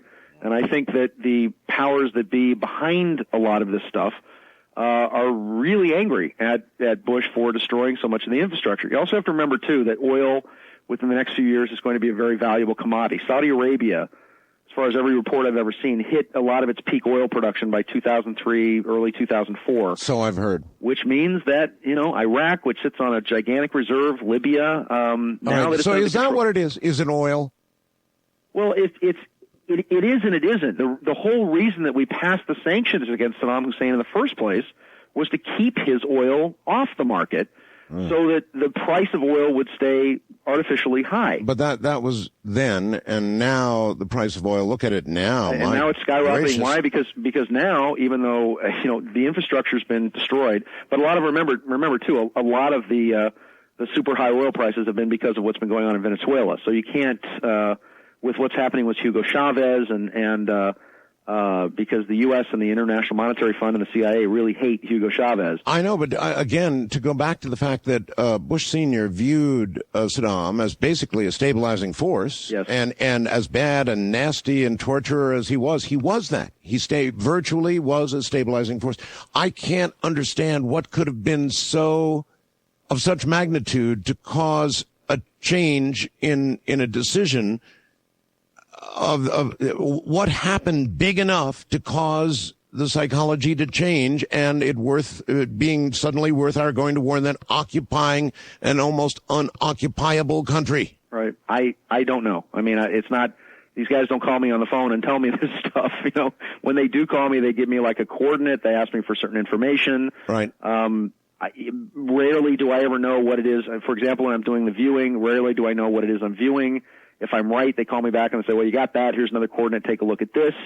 I don't know. I'm not sure what's in the mindset. I know that from the global game of risk, if you will, that by controlling Iraq, we in fact sort of have the rest of Europe by the cajones, because the reason France and Germany didn't want us to go in Iraq in the first place is because they were basically subverting a lot of the embargo and getting backdoor deals on oil from Saddam. Yep. And we now control, you remember too, there's an economic war going on between Europe, the United States, or should we say the North American Union, which is, all of North and South America, and Asia and China. And eventually the idea is to turn it into a 1984 global superstate where you have, Eurasia, East Asia, and Oceania, if you will, being the United States and England and Japan. Asia being China as the primary force and mover in Asia. And then, of course, Europe controlling Eastern Europe and Russia, which is exactly, if you read George Orwell's book 1984, with Emmanuel Goldstein being the ever-present, ominous, eternal terrorist, the concept of terrorism, which gives the totalitarian nation-state an excuse to constantly surveil its citizens for its own safety, if you will. Are we at the beginning stages of a war with Islam? Absolutely. It's been planned. I can't even tell you how far back it goes. I mean, I think it directly links, and this might be stretching it a bit, but I think it links all the way back to the death of Princess Diana, to her relationship with Dodi Fayed, to the fact that one gets me. I don't see how this larger question we're talking about, and I know the psychics sort of dwelled on the whole Diana thing, but I've never understood how it mixes in. Well, Dodi Fayed was a member of was a direct relation of the Saudi royal family. There is the possibility, and this may come out in legal documents later this year, when Mohammed Al Fayed actually files his lawsuit against the British Crown, that Diana was actually pregnant with Dodi's child. If this were to occur, and I did a lot of research on this because I did pieces on this when I was working for Hard Copy, and if that were to occur, she would be married into an Islamic royal family. Mm-hmm. She would have a half-bred Egyptian British child, and she would become, I think, a spokesperson for most of the Islamic world. And I think that the wars were being planned as far back as 97. I know they were being planned as far back as 1997, 98, and all the way back in 1994. And I've reprinted these a number of times in my Delphi Associates newsletter when I talked about the Vajra Chronicles. And I was on, I think, Hard Copy in 1996, where I said that there would be Islamic attacks against New York and Washington, D.C. in 2001, that these would then lead to a global war versus Islam, that you would have a Shiite majority of these countries.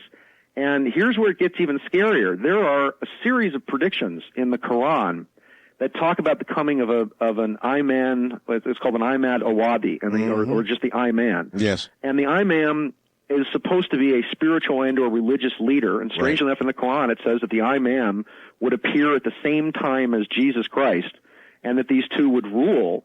And that specifically, number one, the first thing that would happen would be a great tyrant would be removed along the Euphrates, which is Saddam Hussein. Yes, indeed. Number two, that you would have 2 eclipses in the month of Ramadan, and we were actually in Egypt when we watched a lunar.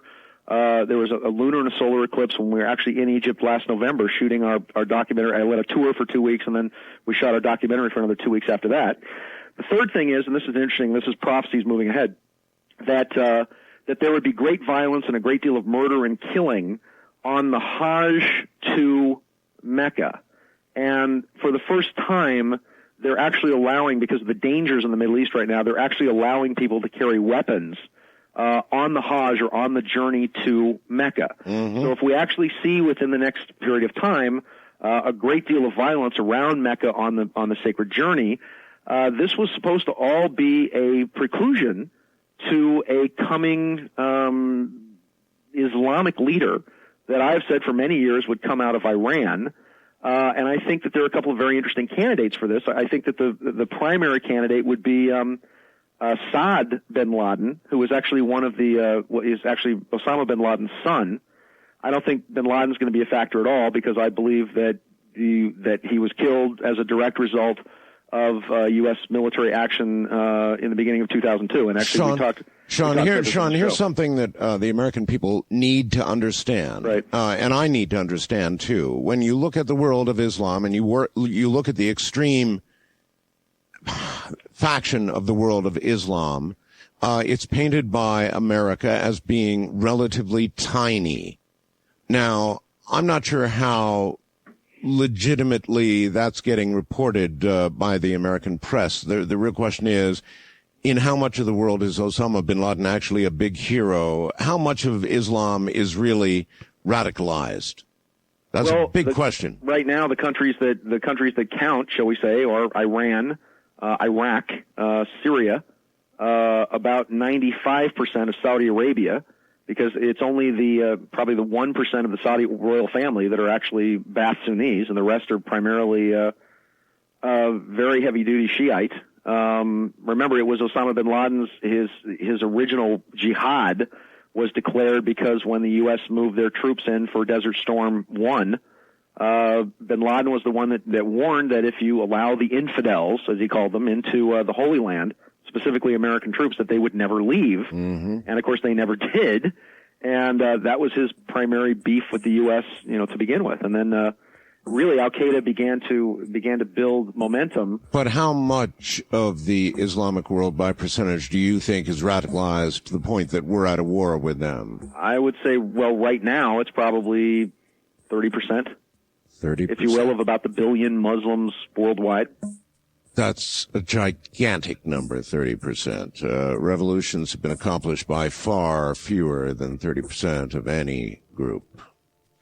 All right, my guest is a very controversial man, a psychic, a remote viewer, Sean David Morton.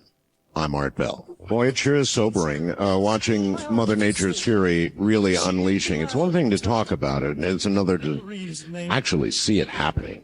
And she really is unleashing on Florida. There's no two ways about it. There's going to be a lot of damage in a lot of areas. This is a serious hurricane underway right now. My guest, the controversial psychic Sean David Morton. He'll be right back. Once again, Sean David Morton. Welcome back, Sean. Thank you. Well, okay. I've got a question for you, Sean. Sure. You're sort of a part sometimes, from an interviewer's point of view, as I listen to you, it's like you're a commentator a little bit of the time, a political observer a little of the time, and apparently a remote viewer some of the time, and then a psychic some of the time. So when we talk about the insights that you have, what I'd like to know is how many of them come these days, these latter years, from remote viewing versus some psychic, insight that you get? Well, it's an interesting question to ask. I mean, every time I put something out there, if I get an intuitive flash or if I get a psychic vision or something, I try to put together a body of information that will back up what it is I'm going to see. And I know a lot of things tonight also that we've been talking about now seem, I mean, nothing is as obvious, obviously, as the past that has already occurred. But, I mean, I remember when we were talking about when the United States would go to war with Iraq and what was going to happen with that policy and all of these various things that I was talking about. I recall. Now it seems very obvious, but when we were talking about them originally, I know I'm restating things that I've said on the show dozens of times. Even and to answer your question very specifically, I don't, and that's one of the reasons why I started the Delphi Associates newsletter as well, is because I wanted to put things out there and say, okay, this is what I'm seeing, this is what I feel, and instead of just me jumping up on top of the house and screaming fire, I wanted to see a corroboration, if you will. I always envisioned a group of psychics or sensitives and astrologers and remote viewers that were all kind of looking in the same direction.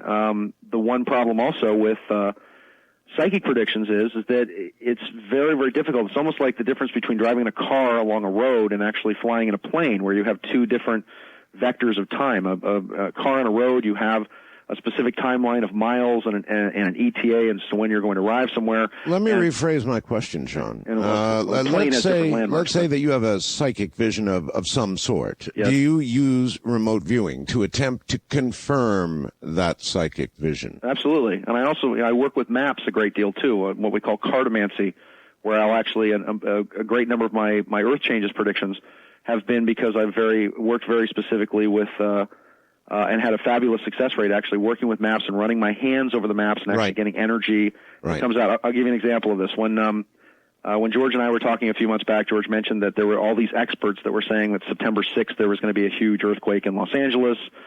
And I said, it's not going to happen. I don't know where these guys are coming from, but it ain't going to be that way. I will say, let me make a prediction on this now. My prediction then is that I felt that sometime in late October that there was going to be a fairly substantial quake in San Bernardino, out near Riverside. And when I say substantial, I'm talking about probably between a 5.5 and a 6, out in the Riverside Cherry Valley area, and that this was not going to happen until sometime around October or so. Okay. Meanwhile, now in this 1 year preparation leading up to what I believe is a 7-year tribulation phase from 2005 to approximately the grand finale of 2012. Yes. Everything is going to start to activate, and let's take it back to we should probably call this the day before tomorrow as opposed to the day after tomorrow. All right, well that's fine. Out of curiosity, though, again, how, for example, you've had this psychic vision of this cliff that we're about to go off. How would you then use remote viewing to try and confirm something? I know it's tough with time, so how, is that possible? Yeah, it's all about focus. The whole point of remote viewing, and it's which is a fancy name. It's a way of taking, shall we say, a Western scientific technique that was developed at Stanford Research Institute by Russell Targ and Hal Puthoff and the whole gang there. And I've taken the things that I've learned intuitively from when I was living in Nepal and put the two of them together so that with remote viewing, specifically, you can focus in on a specific event. It's very much like looking through a telescope, though. It focuses your attention. For example, you could say, well, you predicted the quake in Los Angeles, but let's say you didn't predict the quake in Japan. And I would say, well, I can't be everywhere. I focus on the United States because people live here and people that subscribe to my newsletter are here. When I go global with predictions and do things, when I'm asked by Japanese magazines or TV or whatever to predict things in Japan, and I've got a very good track record there as well. Well, I'm sure you can't see things you don't look at. It's difficult because, it's all about focus. Although things will happen where I'll just suddenly, my whole body will begin to chill and, I'll get heart palpitations and massive, what I call headline headaches. And there's almost like a general feeling in the time stream of some event literally like going down a river in a boat at night backwards, where suddenly you can feel the currents and eddies of the time stream, that you know that there's going to be a waterfall or a huge rock or a rapid, if you will. And that's sort of the best way I can describe it. Then it's all about, well, now I have to focus. Now I have to sit down and meditate and see, where is this coming from? And is it coming from an Earth event, a man-made event? And that's why it's the best technique for me to get out maps, scan the maps, see what's going on in the maps, because then when I get the feeling, it's almost like an energy. And one of the things that I teach in my remote viewing classes to people when we do this, and we get out pendulums, and I teach people how to work with maps, and I've got another class coming up in October 29th, 30th, and 31st up in Santa Barbara, the spiritual remote viewing classes. And these classes have been amazingly prescient. I mean, they've predicted everything from blackouts to earthquakes to hurricanes. What I try to do is I try to narrow it down, that if you actually get a flash or a charge, if you will, it's almost like the map is biting your hand, a spike of energy. Then we take it and say, okay, September, October, November, and so let's say, okay, there it is. There's another spike in November. And then you try to take it to November 1st, 2nd, 3rd, and you take dates. And what will happen is that you'll feel the energy begin to build into a window, or what I call a plateau. And it builds over a period of time of about usually a week to 10 days or so. And then you'll feel the energy drop off the other side. And this is how I've managed to be as accurate as I've been. Very interesting. With earthquakes and with a lot of this phenomenon. I also learned at the same time how to use this same type of technique for very specific stocks on the stock market. After you've had a psychic intuition of that sort, though, are you then able to use remote viewing? I don't know, let's just take an example. Let's say something awful happened somewhere in Florida. Could you then, once you knew you had a hot spot on your hands, look ahead at that place in Florida and try and get a remote viewing concept of what happened? Or is it too tough? What happened in the past, or what's going to happen in the future? Yeah, sort of to confirm a psychic vision of what's going to happen in the future, yes. Yeah, it's all, the remote viewing aspect of it is all about focus, and it's all about, for example, a remote viewing target, usually you won't really know what it is. You'll get a coordinate of, 758 aqua, and whoever the monitor is will have an idea of what it is they want to project you to, and then you describe the picture, for, let's say, because it's all about, it's like being in Mary Poppins and jumping in a chalk painting. You get a 360 degree holographic vision where if the monitor knows what he's doing, you can then move backwards and forwards and up and down in time, all around, the specific space of the event. As I said, the effect that I was getting, the first thing that I got, let's take Gene as an example of this. And when I wrote you my questions a couple of days ago, and I said, look, there's 6 hurricanes, Gene is like 5, and the number of 6. The first thing I got on it was debris just flying in the air, like missiles, if you will. Here's what I got. It was like a 1,000 Trojan arrows flying through the air. And like people under shields and hiding from arrows, because that was the first thing I got, was all this debris being picked up by the winds, and the debris itself being picked up by the winds causing more damage than the storm normally would. And as I said, I believe there's going to be one more. By the way, there's a Lisa out there. I don't think Lisa's going to be much. It's going to be in the M. It's not a K or an L. It's going to go all the way to the M's, huh? It's something after this, and I think that this one is not going to. It's going to come up. It's going to come up the other side around from the interior of the Gulf. It's going to come up around the other side, around by New Orleans, Mobile, Alabama. Oh, New Orleans would be awful. Yeah, it's going to come up around the inside edge this time, in a clockwise fashion. So it's going to actually hit the upper side of Pensacola, all around the the other area. So and I think those are my 6. Those are the 6 that I thought that we would see major hurricanes in that area for this year. So in a way, Sean, without being quite so graphic and direct, you agree with the people who say, this is God shaking a finger at these areas that are being hit. I mean, that's kind of what you said. It's difficult to say, because once again, I mean, I'm not a person that gets up on the soapbox and yells Jeremiads at people, and you better be good or God's going to punish you. I'm saying though that these people, and every time I've been to Florida, and I'll say it again, I've said to people in Miami, I said, look, you living here, I think, is nuts. And this is going to happen, and it's going to come, and it's going to take out a big chunk of this. And at a future point in time, Florida's not there. There's a chain of islands. There's a landmass that is going to rise, and this is why Mount Pelée is a big trigger here. There's a landmass that I see rising off the southern coast of Florida that at a point between now and and we're talking 10 years or so, but at a point between now and about 2015, I mean, it happens over a period of time as this landmass rises. That landmass will be called New Atlantis, and Florida will eventually be a chain of islands. And the bottom line is, like I said, if you build your house next to a dragon, it shouldn't matter that the dragon is sleeping. And that with what is going to happen, with the hyperactivation of weather, with everything that you've been talking about, that I've been talking about, with what's been happening, those people, specifically Florida, New Orleans, and all along the South and North and South Carolina, which are natural floodplains, which are already at or about 3 feet below sea level, are going to, and you know, scientific fact, they are going to get inundated as the world water levels begin to rise. And from 1991 on, I had always felt that the East Coast and Florida and that entire area would be hit first, well before you had a lot of the catastrophes, say in the Midwest, or the earthquakes in California, or the eruption of Mount Rainier, or any of the other things that I see occurring in the timeline. Yeah, you're saying it has begun.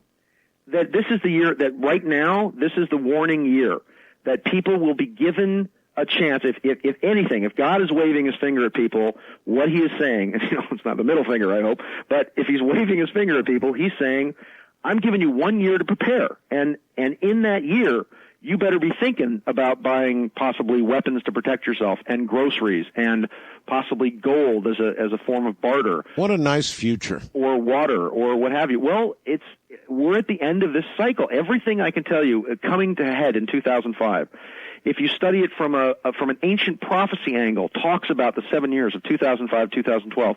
If you study it from the fourth turning, or a simple political science angle, we're looking at the end of a series of economic cycles as well, as far as the stock market, as far as what's going on with politically. We're looking at an infusion of totalitarian government as things begin to decay into chaos due to a series of massive natural catastrophes. And I've said also from the beginning that I've always felt that the United States will be one of the safest places in the world, that I believe that America has always been spoken of in prophecy as the second holy land that's been prepared in the wilderness, that I think the people of the United States will be a grand light to the rest of the planet, and that what we think and do and say here has repercussions down through time, if you will, that act as a bright beacon of light for what is going to become a new and amazing civilization that is going to be based more on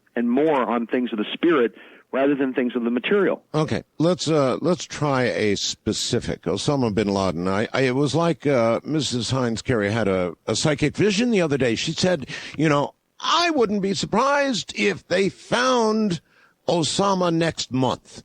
Okay. And she was referring, I guess, to the Republicans, kind of like, they'll probably get Osama, and then the poll numbers will go up even further on the other side. I don't know why she made the remark. Maybe it was psychic. Maybe it was just sort of, I don't know, aggravated. But what do you think about Osama? Well, I think he's dead. And I've said that I've said on this show over and over and over again, that if they manage to pull him out of a hat somewhere, I'll be the most surprised person. Let me go over very briefly. On this program in 2001, December 23rd, I think it was, in 2001, I said that Osama bin Laden would be traveling from place to place, and that the time of danger for him, where I believed that the United States was going to kill him, was going to be between January 25th and approximately February 5th.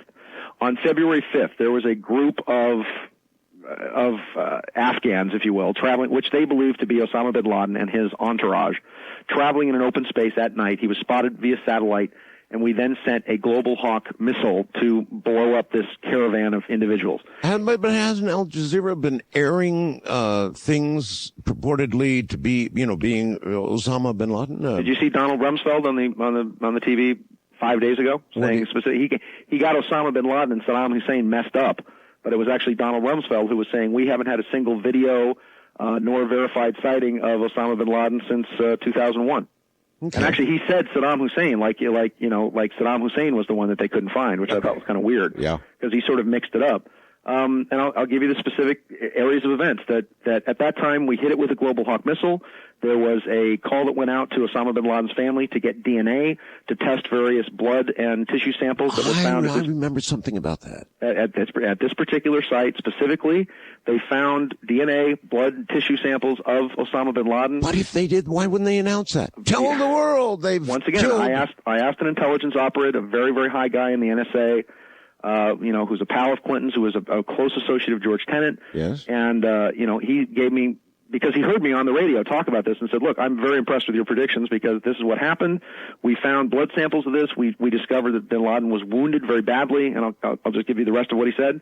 We had him cornered in a safe house outside of Kaust. We sent a Delta Force strike team in. He managed to escape via a series of tunnels underneath the house itself. They blew the house up, which then killed this strike team, which was one of the reasons this led to the decision to actually blow up the house that Osama bin Laden's son, I think it was Uday, was actually in. Was it Uday or Uday? I remember. I get them confused. Yes. Because George Tenet wanted them alive. And Donald Rumsfeld said the presidential directive is dead or alive, and we don't want them escaping the same way that bin Laden did.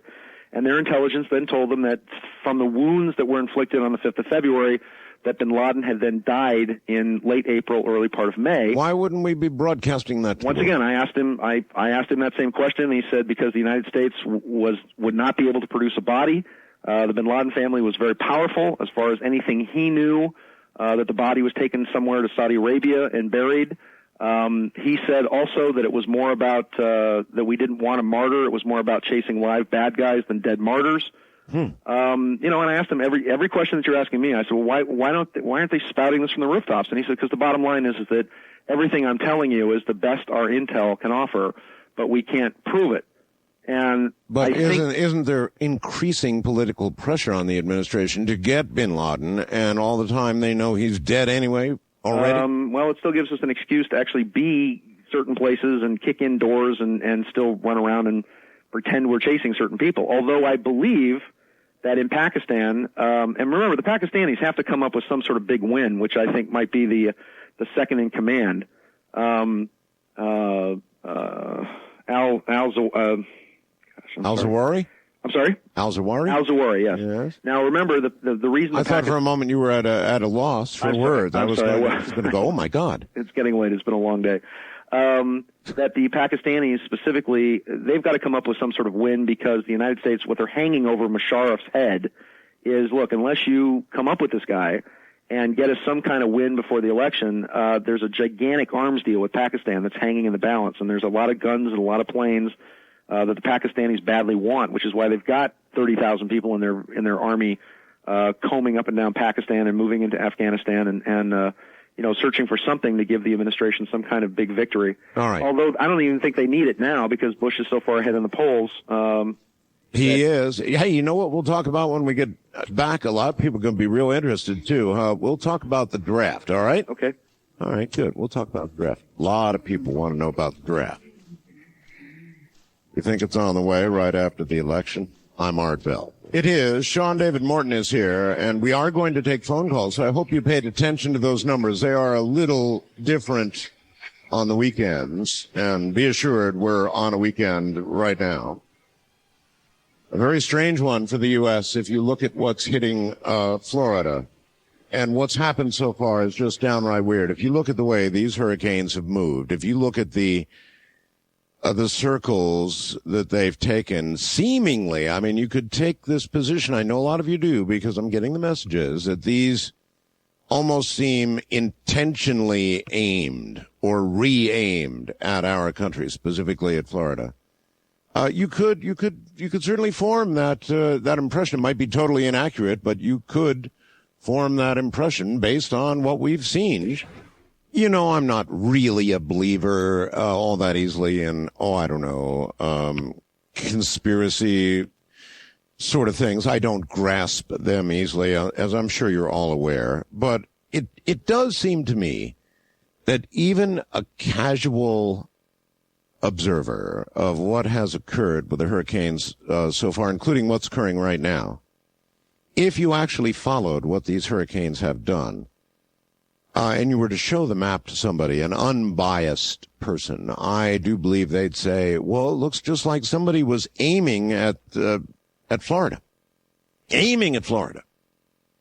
I mean, these things did twists and turns and gyrations and traveled thousands of miles to get to Florida. In many cases, just weird paths. Sean, you share some of that feeling? Well, I know that it is possible. The Russians have talked about weather modification. It's certainly possible to do with HARP antenna arrays. I do think that there are so many natural cycles that are coming together between what's happening with the sun, what's happening with the South Pole, what's happening with the electromagnetic shifts in the Earth. That I think that there are a lot of natural explanations for it as well. I'm not saying that it isn't possible. It is certainly not beyond the technology that is available with satellites, with the HARP arrays, et cetera, I'm not sure what some people are going to chew on that. Yeah, what the motivation would be. I'm just saying that this is going to be that I think what's happening in Florida now is, as I said, we've gone through about a 100-year period of rather slow-moving storms and hurricanes, and now that's over. Now we're moving into a much more accelerated period of time, as I said, between now and about 2012 or so, where I think personally they're going to have to reclassify hurricanes up to possibly come up with a class 6 classification for hurricanes between 180 and about 200 miles an hour or so, and they're going to become much more frequent over the course of the next 7 years as we move into this kind of U.S. tribulation phase. All right. I would like to allow the audience to ask you questions, but before I do that, I want to allow you to give a good plug to your newsletter. You do come on here and give us all of this, and this is all recorded and has been. When did you start this thing? In March of 1993. We started, 11 years or so ago. And actually, it was that newsletter where I originally predicted the Northridge quake. And the Delphi Associates newsletter, the newsletter you have to have today because it tells you all about tomorrow. It's very simple. We've got one number for people to call. That's 888-452-7999. So 888-452-7999. A 1-year hard copy subscription to the magazine is $60 for a 1-year subscription. We now have an e-version, a PDF version online for $35. And I also want to mention a couple of things that we've got also on the website at delphiassociates.org. That's www.delphiassociates.org. We've got a brand new CD there called the Violet Fire God Force Meditation CD that is a fantastic bestseller. It's one of the most powerful healing and I think planetary healing meditations that we've got going. We also have for people that are interested in the Bible code, we actually have software from Israel directly from Hebrew University called Unlocking the Bible Codes. It's a CD-ROM on sale there as well.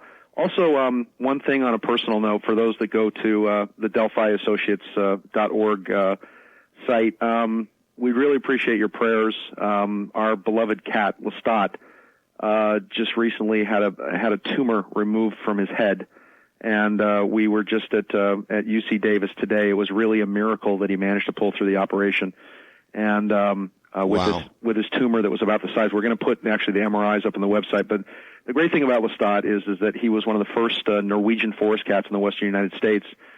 He's been a therapy cat for many, many years, where we've taken him to hospitals and terminal wards and hospices and old folks' homes, so people can actually get the love and warmth of a pet and a cat.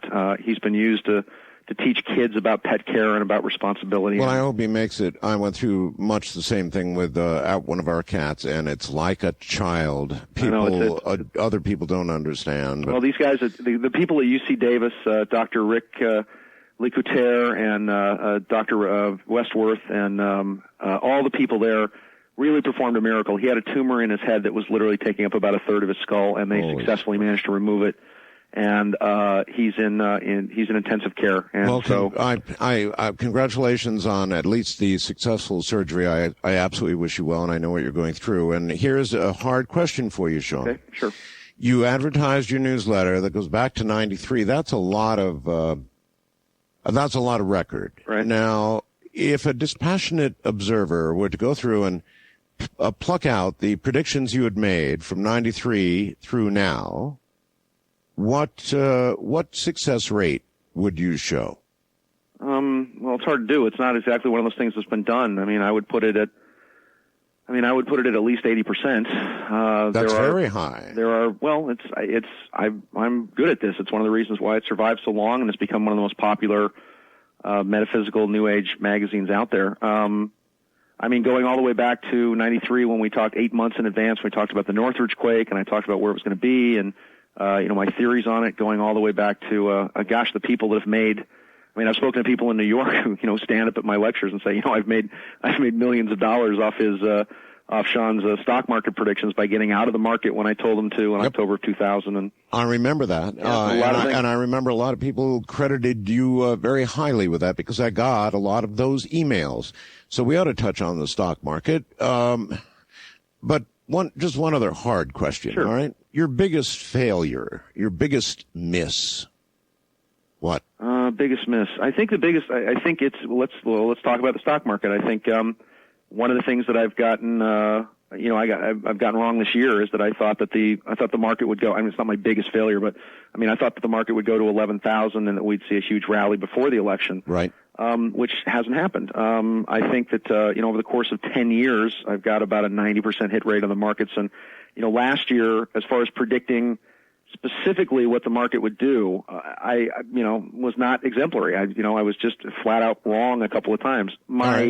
I think my greatest strength has been, though, is that every specific stock that I've recommended to people, we talked about, XM radio, and I predicted that you would get very seriously involved in it, and, the stock would skyrocket. I've talked about Paladin Pharmaceuticals as being as doing very, very well, and people have made a great deal of money off that. I've talked about Pixar, about Apple. You're like a politician. See, you've turned the question around to your greatest successes. I remember now. Yeah. I wanted your greatest failure. Greatest failures would be, what can I? Trying to go back to the stock market stuff that we talked about. Probably, let's say Mount Rainier. I thought way back in like '96 or so. I think I made a prediction of an eruption of Mount Rainier, which never occurred. All right. And that was, that was pretty big. Fair. I mean, I have to go, to pick out the successes and failures. Well, I'm sure they beat you over your head with failures. I'm sure they do. It's all they notice, and I try to point out to people that, some people don't like the message, they shoot the messenger, and nobody's right. Well, they almost always do that. All right. First time caller line, you're on the air with Sean David Morton. Hello. Hello. Hello. Is this Arbel? That would be me, and hi, Sean's right here, so go ahead. Yeah, hi, Sean. Hey. Nice to talk with you guys. Nice to meet you. How are you? Sean, you're in the South Bay area, right? Yeah, in Hermosa Beach, right. Hermosa Beach. Uh-huh. How does one get a hold of you as an independent writer to submit stuff to you? You can submit it through the website at delphiassociates.org. We love printing articles from people, from all different walks.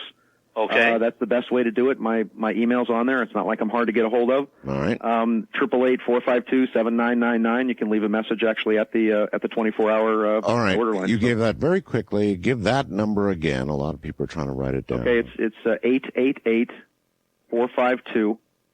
888-452-7999. That's the 24-hour, 7-day-a-week order line for this. Right. Or, as I said, just go to the website, and it says, email Sean. Okay. And it'll get to me. Gotcha. Not a problem. Wildcard line. You're on the air with Sean David Morton. Hello. Hi. Hi. I have a question for Sean. I know that mass consciousness can actually change the way the world works. And I have experience with that because when Hurricane George came in South Louisiana, by the way, I live in South Louisiana, I'm Star, I believe that we actually pushed Hurricane George out and calmed it down we dropped it down from, a 3 to a 2, I think it was, when it actually hit land. So my question is, if that's possible, and I believe that it is, what is it that we can do to lessen the severity of these coming changes? Because I believe that we can. It's just a matter of focusing our energy on doing it. All right. Well, that's a really, really, really good question, Sean. Every religion and every philosophy, whether it's Buddhism or Judaism or Baha'i or Zen or every faith that I've ever come in contact with has a direct belief that that spirit and the way you behave and the way you act has a direct effect on the land in which you live. I mean, the reason we call them acts of God is that, they are acts of God, acts of nature. So she exactly asked about what mass consciousness. Exactly what you're talking about. But remember, and we keep talking about mass consciousness, but let's talk about the importance of the individual. What she just said there is that I found that it is not the size of the battlefield that relates to the importance of the battle.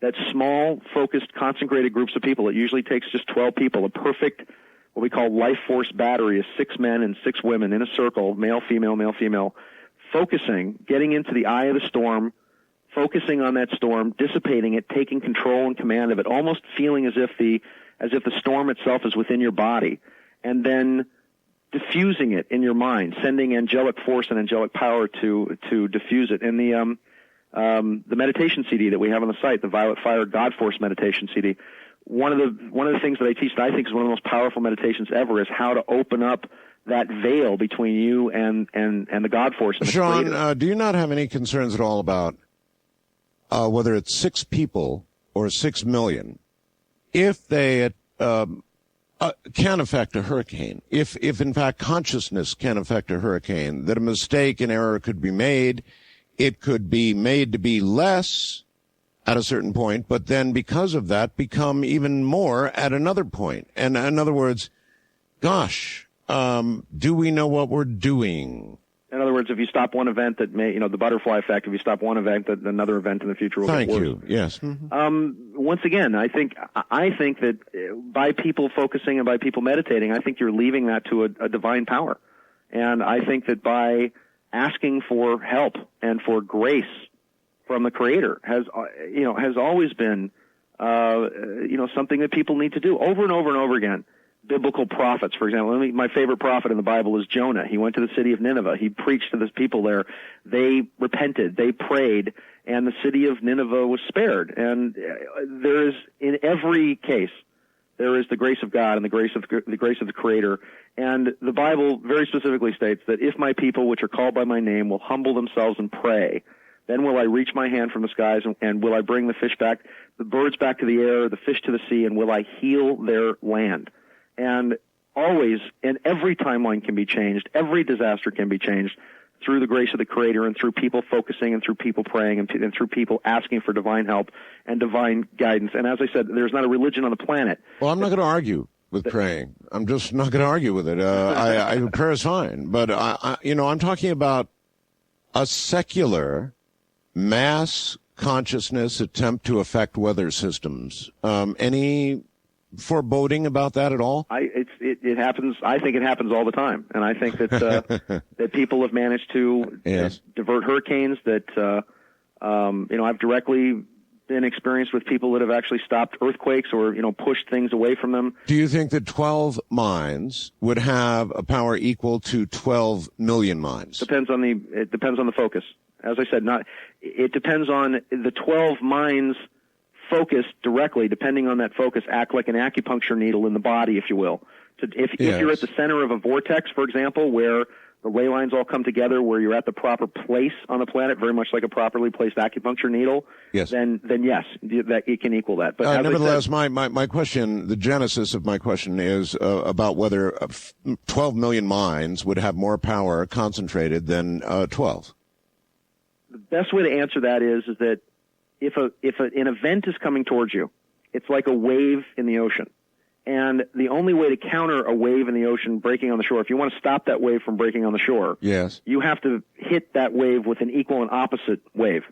If one person jumps into the wave, the timeline, if you will just open up around that person and then close in and the wave will hit. It's sort of like if you go back in time and you kill Hitler, because you haven't changed the mass consciousness, and somebody else, high old Joe Schmo will spring up the next day to take his place. If you have 12 million people, if you go back in time and you convince 1 million people that Hitler is going to be bad, then and negative, then you can change the mindset of the consciousness specifically. Does that make sense? Then I think it makes sense. So then 12 million minds, then concentrated properly, would have more power. Well, that's the key to prophecy, isn't it? If you have somebody that is a prophet, let's say, and that person has a track record of he's been right about this, and this, and you then have a building belief base, if you will. Let's say guys that, have a track record where he's 9 for 9. And then on the 10th prophecy in the prediction, you have those 12 million people listening to that prophecy and prediction. And then it doesn't happen because those people have then focused their power and energy against that prediction happening. That's how you change time. That's how you save the world. All right. East of the Rockies, you're on the air with Sean David Morton. Hello. Hello. Hi. Hi. Am I on the air? I hope so. Oh, I'm sorry. Thank you for taking my call. Sure. Sean, you're one of my favorite guests, and Thank I have you. three quick questions for you, if you don't mind. Sure. One of them is what you see for the Hawaiian Islands specifically. And then my second question... Hold up, one at a time. Hawaii. I'm sorry. Do you see anything for Hawaii? One of the biggest things that I see right now, I see Hawaii actually fairly isolated from any of the hurricane stuff that I see mostly in the Atlantic and the Gulf of Mexico. Years from now, and this is further on in the future, I actually see Hawaii as a much larger island. That the chain of islands, that because of a readjustment of the mass of the water on the planet, I see Hawaii as being much larger, almost like a crescent-shaped. Well, islands get larger because of volcanoes. Yeah, well, because of the volcanoes, but there's going to be, as I said, well, remember the planet is always going to be 2/3 water, 1/3 land. So as there is a shift in global water, and because of the volcanic activity there as well, I see Hawaii as a much larger chain of islands. Number 2, ma'am, very quickly. Okay, very quickly. The beheadings in Iraq, with all the psychics and the remote viewers, it seems like nobody has been able to find this group of people that's doing these horrendous acts to innocents. Do you see that getting worse, or do you see them finally catching fundamentals who are doing these terrible things over in Iraq? Why don't we ask them this? Why aren't, hold on, ma'am, you're pretty good, hold on. Why aren't remote viewers and psychics like yourself telling everybody where the bad guys are? I've been asked specifically a couple of times that, actually. The first now you've been asked again. No, I was asked, 3 years ago, they actually gave me a code word called Tamarand, specifically about the whereabouts, and this was back in 2001. Osama bin Laden, and I talked about it, an area outside of Cowston, gave them exact specifics as to where I thought it would be, and then a week later I saw this huge operation that actually had the same code word that they gave me as far as what that was. Remember, also for remote viewing as well, you can actually get a sense of the location and an area around where the person is. All right. Hold on. We're at a break. We'll be right back with more of Sean David Morton. I'm Art Bell. Think about it. Prophecy has got to be a tough business to be in. It really does. Of all of them out there, that's got to be one of the roughest. We'll be right back with the very controversial Sean David Morton. Once again, Sean David Morton on this morning of the hurricane. And it is the morning of Hurricane Jean just rampaging across Florida. The CNN coverage has been amazing. Anderson Cooper is going to be called, Hurricane Boy back at the CNN locker room. He's really been something through this. East of the Rock, he'd be fun to interview. Yeah, there you go. He'd be fun. Sean, welcome back. Thank you, sir. Thank you. And actually, let me just answer one thing about remote viewing. You were talking about why doesn't it help us hit the bad guys? Yes. Specifically, remote viewing was involved in the strike on Osama bin Laden on February 5th. Remote viewing, I believe, and I didn't have anything to do with this one, but was directly involved, I think, with finding Saddam Hussein in that spider hole. Remote viewing was involved. Now, wait a minute. Where'd you get that one? Well, I'm just saying that the people inside, once again, I've been asked to work on a number of occasions by a group inside the Pentagon called Project Foresight. Yes. In that case, they said that, I was not involved in this one, but I did ask them specifically about it. They said that they were using remote viewing that confirmed for them Israeli intelligence, which then is what tracked him down to the spider hole. Well, wait a minute. I am told that any government involvement with remote viewing ended. It's not true. It's just not true? No. I've been asking so many remote viewers, and they all tell me it's true, except you. You're saying Boulder Dash. They're still doing it. Yeah. And there's been 2 executive officers in the past 2 years that I've worked with, both women, both colonels inside the Pentagon, who have taken over the project. All right. This nice lady had asked 2 of her 3 questions. You're back on, ma'am. You have another one for us? Yes, I have one more, if you don't mind. Thank you. Thank you. My last question was regarding our freedoms as Americans. Yes. we see them slowly dissipating. And especially with this airport thing this week where they started pulling ordinary Americans out of line. We go through all these searches already, and now they're asking to pat people down, and if you refuse, you're not going to be allowed to fly. My question was, do you see this getting worse, us losing our freedoms more, or do you see eventually ordinary Americans just saying enough is enough? Oh, good. Number 3. That's a great question. Let me, let's put this squarely where it belongs, I think. Before George Bush was even elected, months before that, I was doing an analysis of what I felt his presidency was going to be like. I said specifically that the United States would be under martial law, that you would see a continued erosion of your freedoms. With Patriot Act 1 and 2 both, using 9/11 and using the specter of terrorism, we have now given George Bush more power than any Western ruler has had since Oliver Cromwell. This is going to continue, I think, as we, once again, I believe that the draft is, and I've been saying this for, I can't tell you how many years on the show, that by next June, July of next year, we're going to see the draft reinstated, which is going to be a further involuntary servitude erosion. It's going to be June or July for the draft. That's next year. That's a big one. Yeah, that's a big one. What's going to be, and I believe that there are going to be riots that are going to be because of this. They're going to try to implement a universal military draft, which will be every boy and girl between the ages of 18 and 20 for 2 years of mandatory government/military service. If you don't want to carry a gun, they're going to put you behind a desk or in the Peace Corps or whatever else. You are about to see, because of the chaos I think that's going to happen politically and economically, and terrorist attacks specifically on a city on the eastern seaboard, a whole new phase of tearing up the Constitution, and it is horrific. And I think that the only way that people can defend themselves against it is going to have to be people banding together to say exactly what this nice lady said, that enough is enough. There are ways to get out from underneath the federal umbrella, if you will, but once again, if you want to travel through the airports, which are federally controlled territory. Just as a curiosity, Sean, if we said enough is enough, expand on enough is enough, what good could happen? It's difficult to say, because once again, it's because of the media and the whole military-industrial complex. It's so pervasive. I mean, where it's moving, Art, is that, they want to eventually chip the population and use the same types of chips, which are actually called multiple automated readout computer chips, which are or MARC, if you will, which are the same things that they're using on military soldiers now, the chipping of, or marking, if you will, of soldiers, which all lead into military computer that they call the BEAST, which stands for Battle Engagement Area Simulation and Tracking.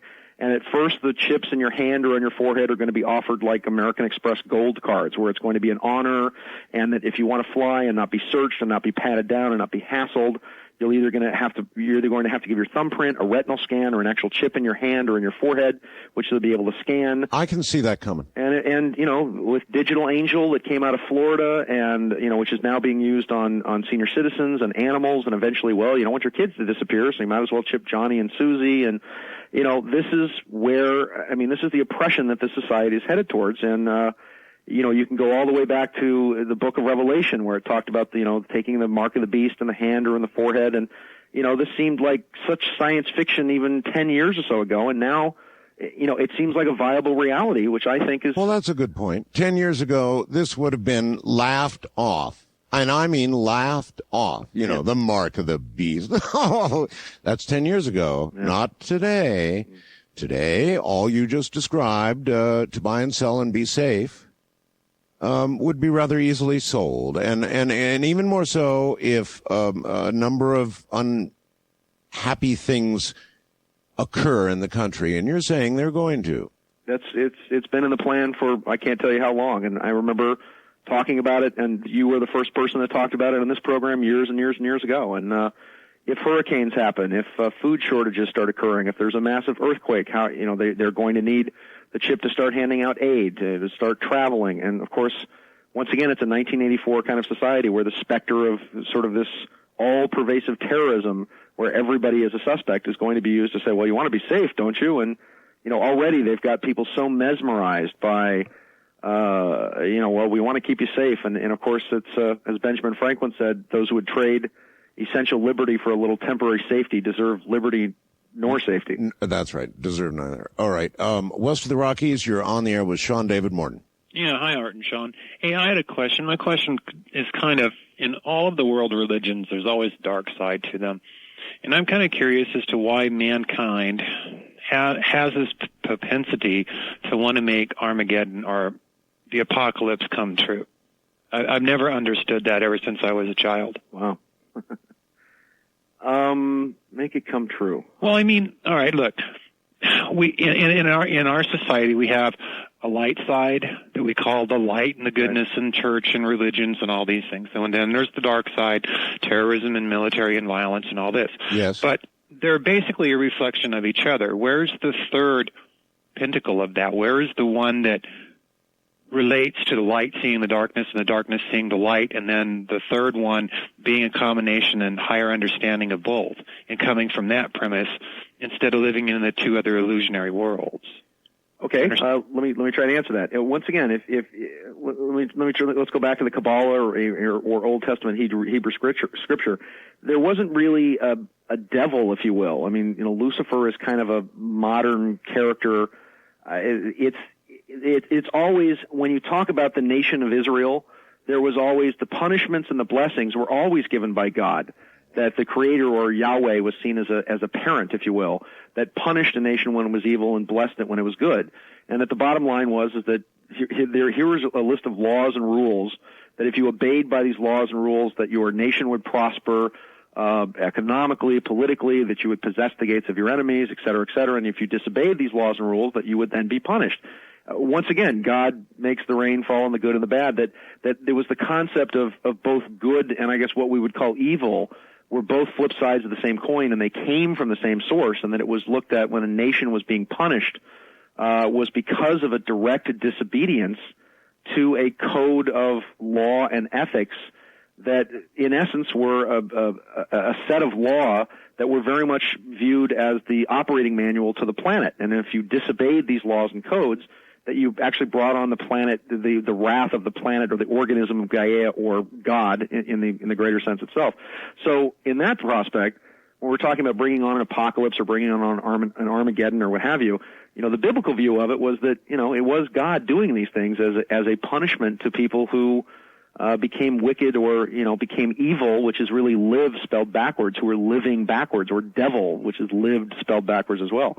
So once again, it was all viewed sort of in a parental aspect over the course of time, that you actually had the Creator, granting blessings or granting punishments based on the personal behavior or beliefs or spirituality of the society. Does that make sense?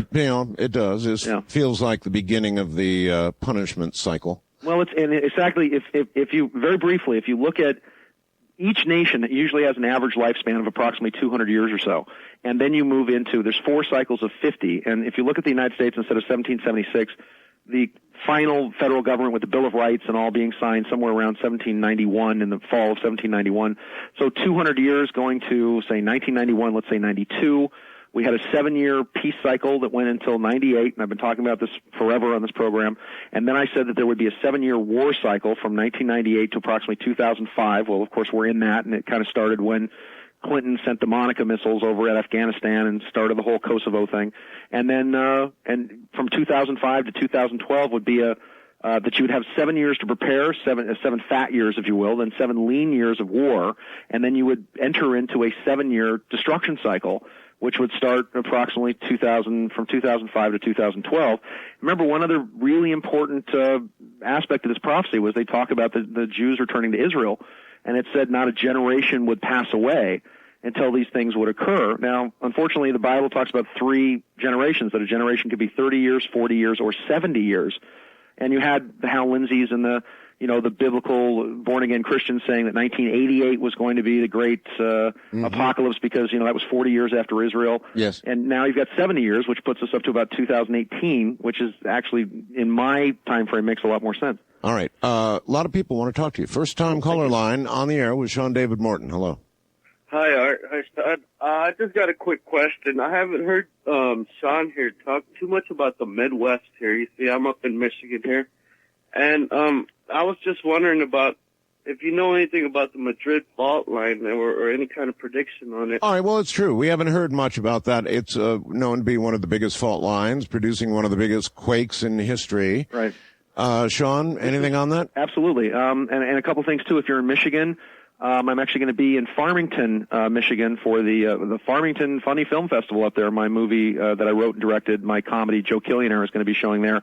And also in Erie, Pennsylvania on October 8th, and then the Farmington Film Festival on the 9th. So I'm actually going to be in that area. All right. Specifically, the New Madrid Fault. This is where I think that even though this is where I think the Bible code is very, very interesting, and I know that's come under a lot of fire recently, but the best Bible codes that we've managed to find using the Unlocking the Bible Code CD-ROM that we have on the Delphi Associates website is when we actually put in an event like the New Madrid Fault USA and put that code into the Bible code itself.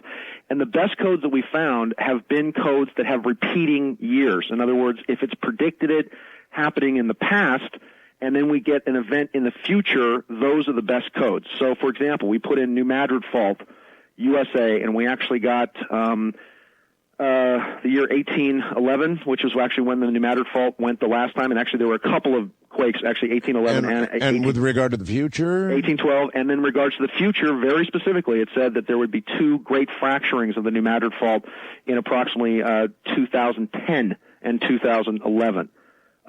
Things like economic collapse we put in, came up with 1929 and 2005. Things we put in for Mount Rainier. So your prediction then for the stock market, Sean? The biggest thing is that the markets, I had always thought that the markets this next year, that we would see a huge run up in the markets, that you would see the price of oil drop.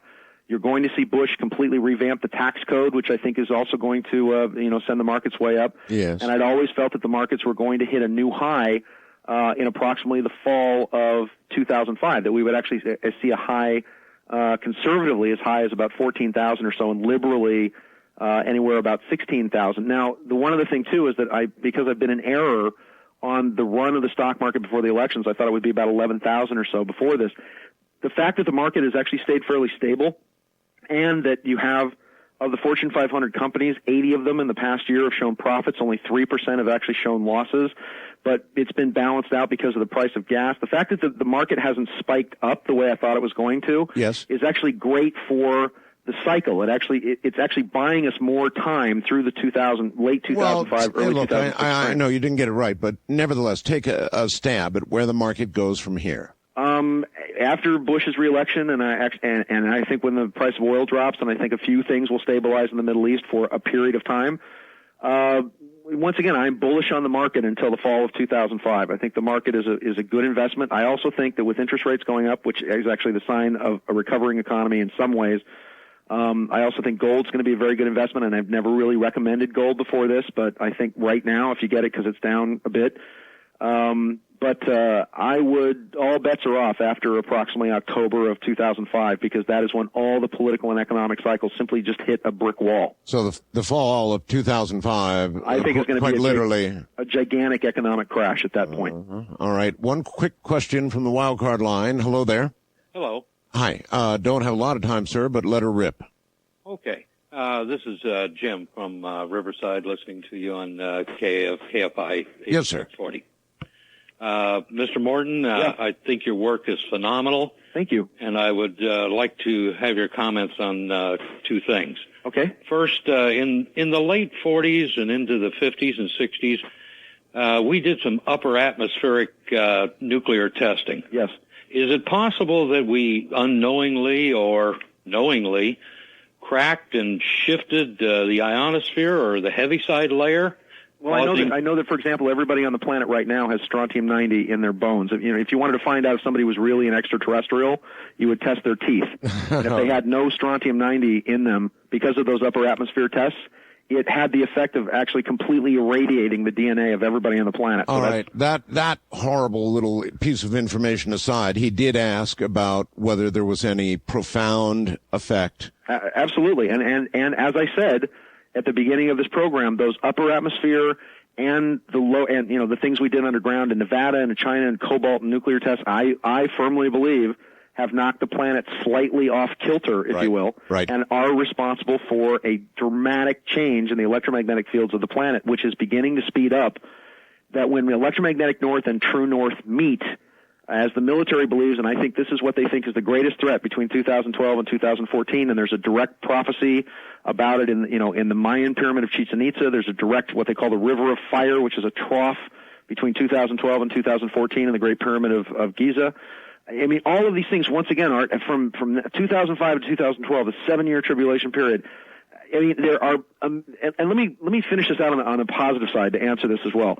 Even though there are dire consequences and earthquakes and fires and hurricanes, this is going to grab people by the scruff of the neck, and it's going to shake out the fleas, so to speak, and it's going to drive them into new communities and new paradigms. And at the same time, the bad guys are doing all this horrible, terrible, trying to take away everybody's freedom. You are going to have a revolt against that.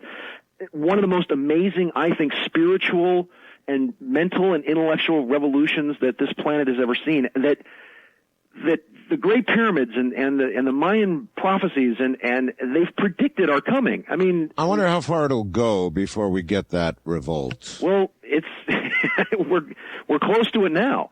And I think, and as I said, 2005, it begins. By 2008, just as you would have the mark of the beast. Remember, for anything that's evil. Okay, listen. Okay. There's an end to everything, right. And there's an end to us right now. Buddy, thank you for being here. All right, and my prayers to everybody in Florida, and thank you, and God bless you, and I really appreciate our friendship over all these years, Art. Thank you very much. All right, Sean David Morton. Well, I think I'll be here tomorrow night, and we'll do more of this, and I, too, wish those in the path of this hurricane, and it's a big path, Godspeed. From the high desert, I'm Art Bell. Good night.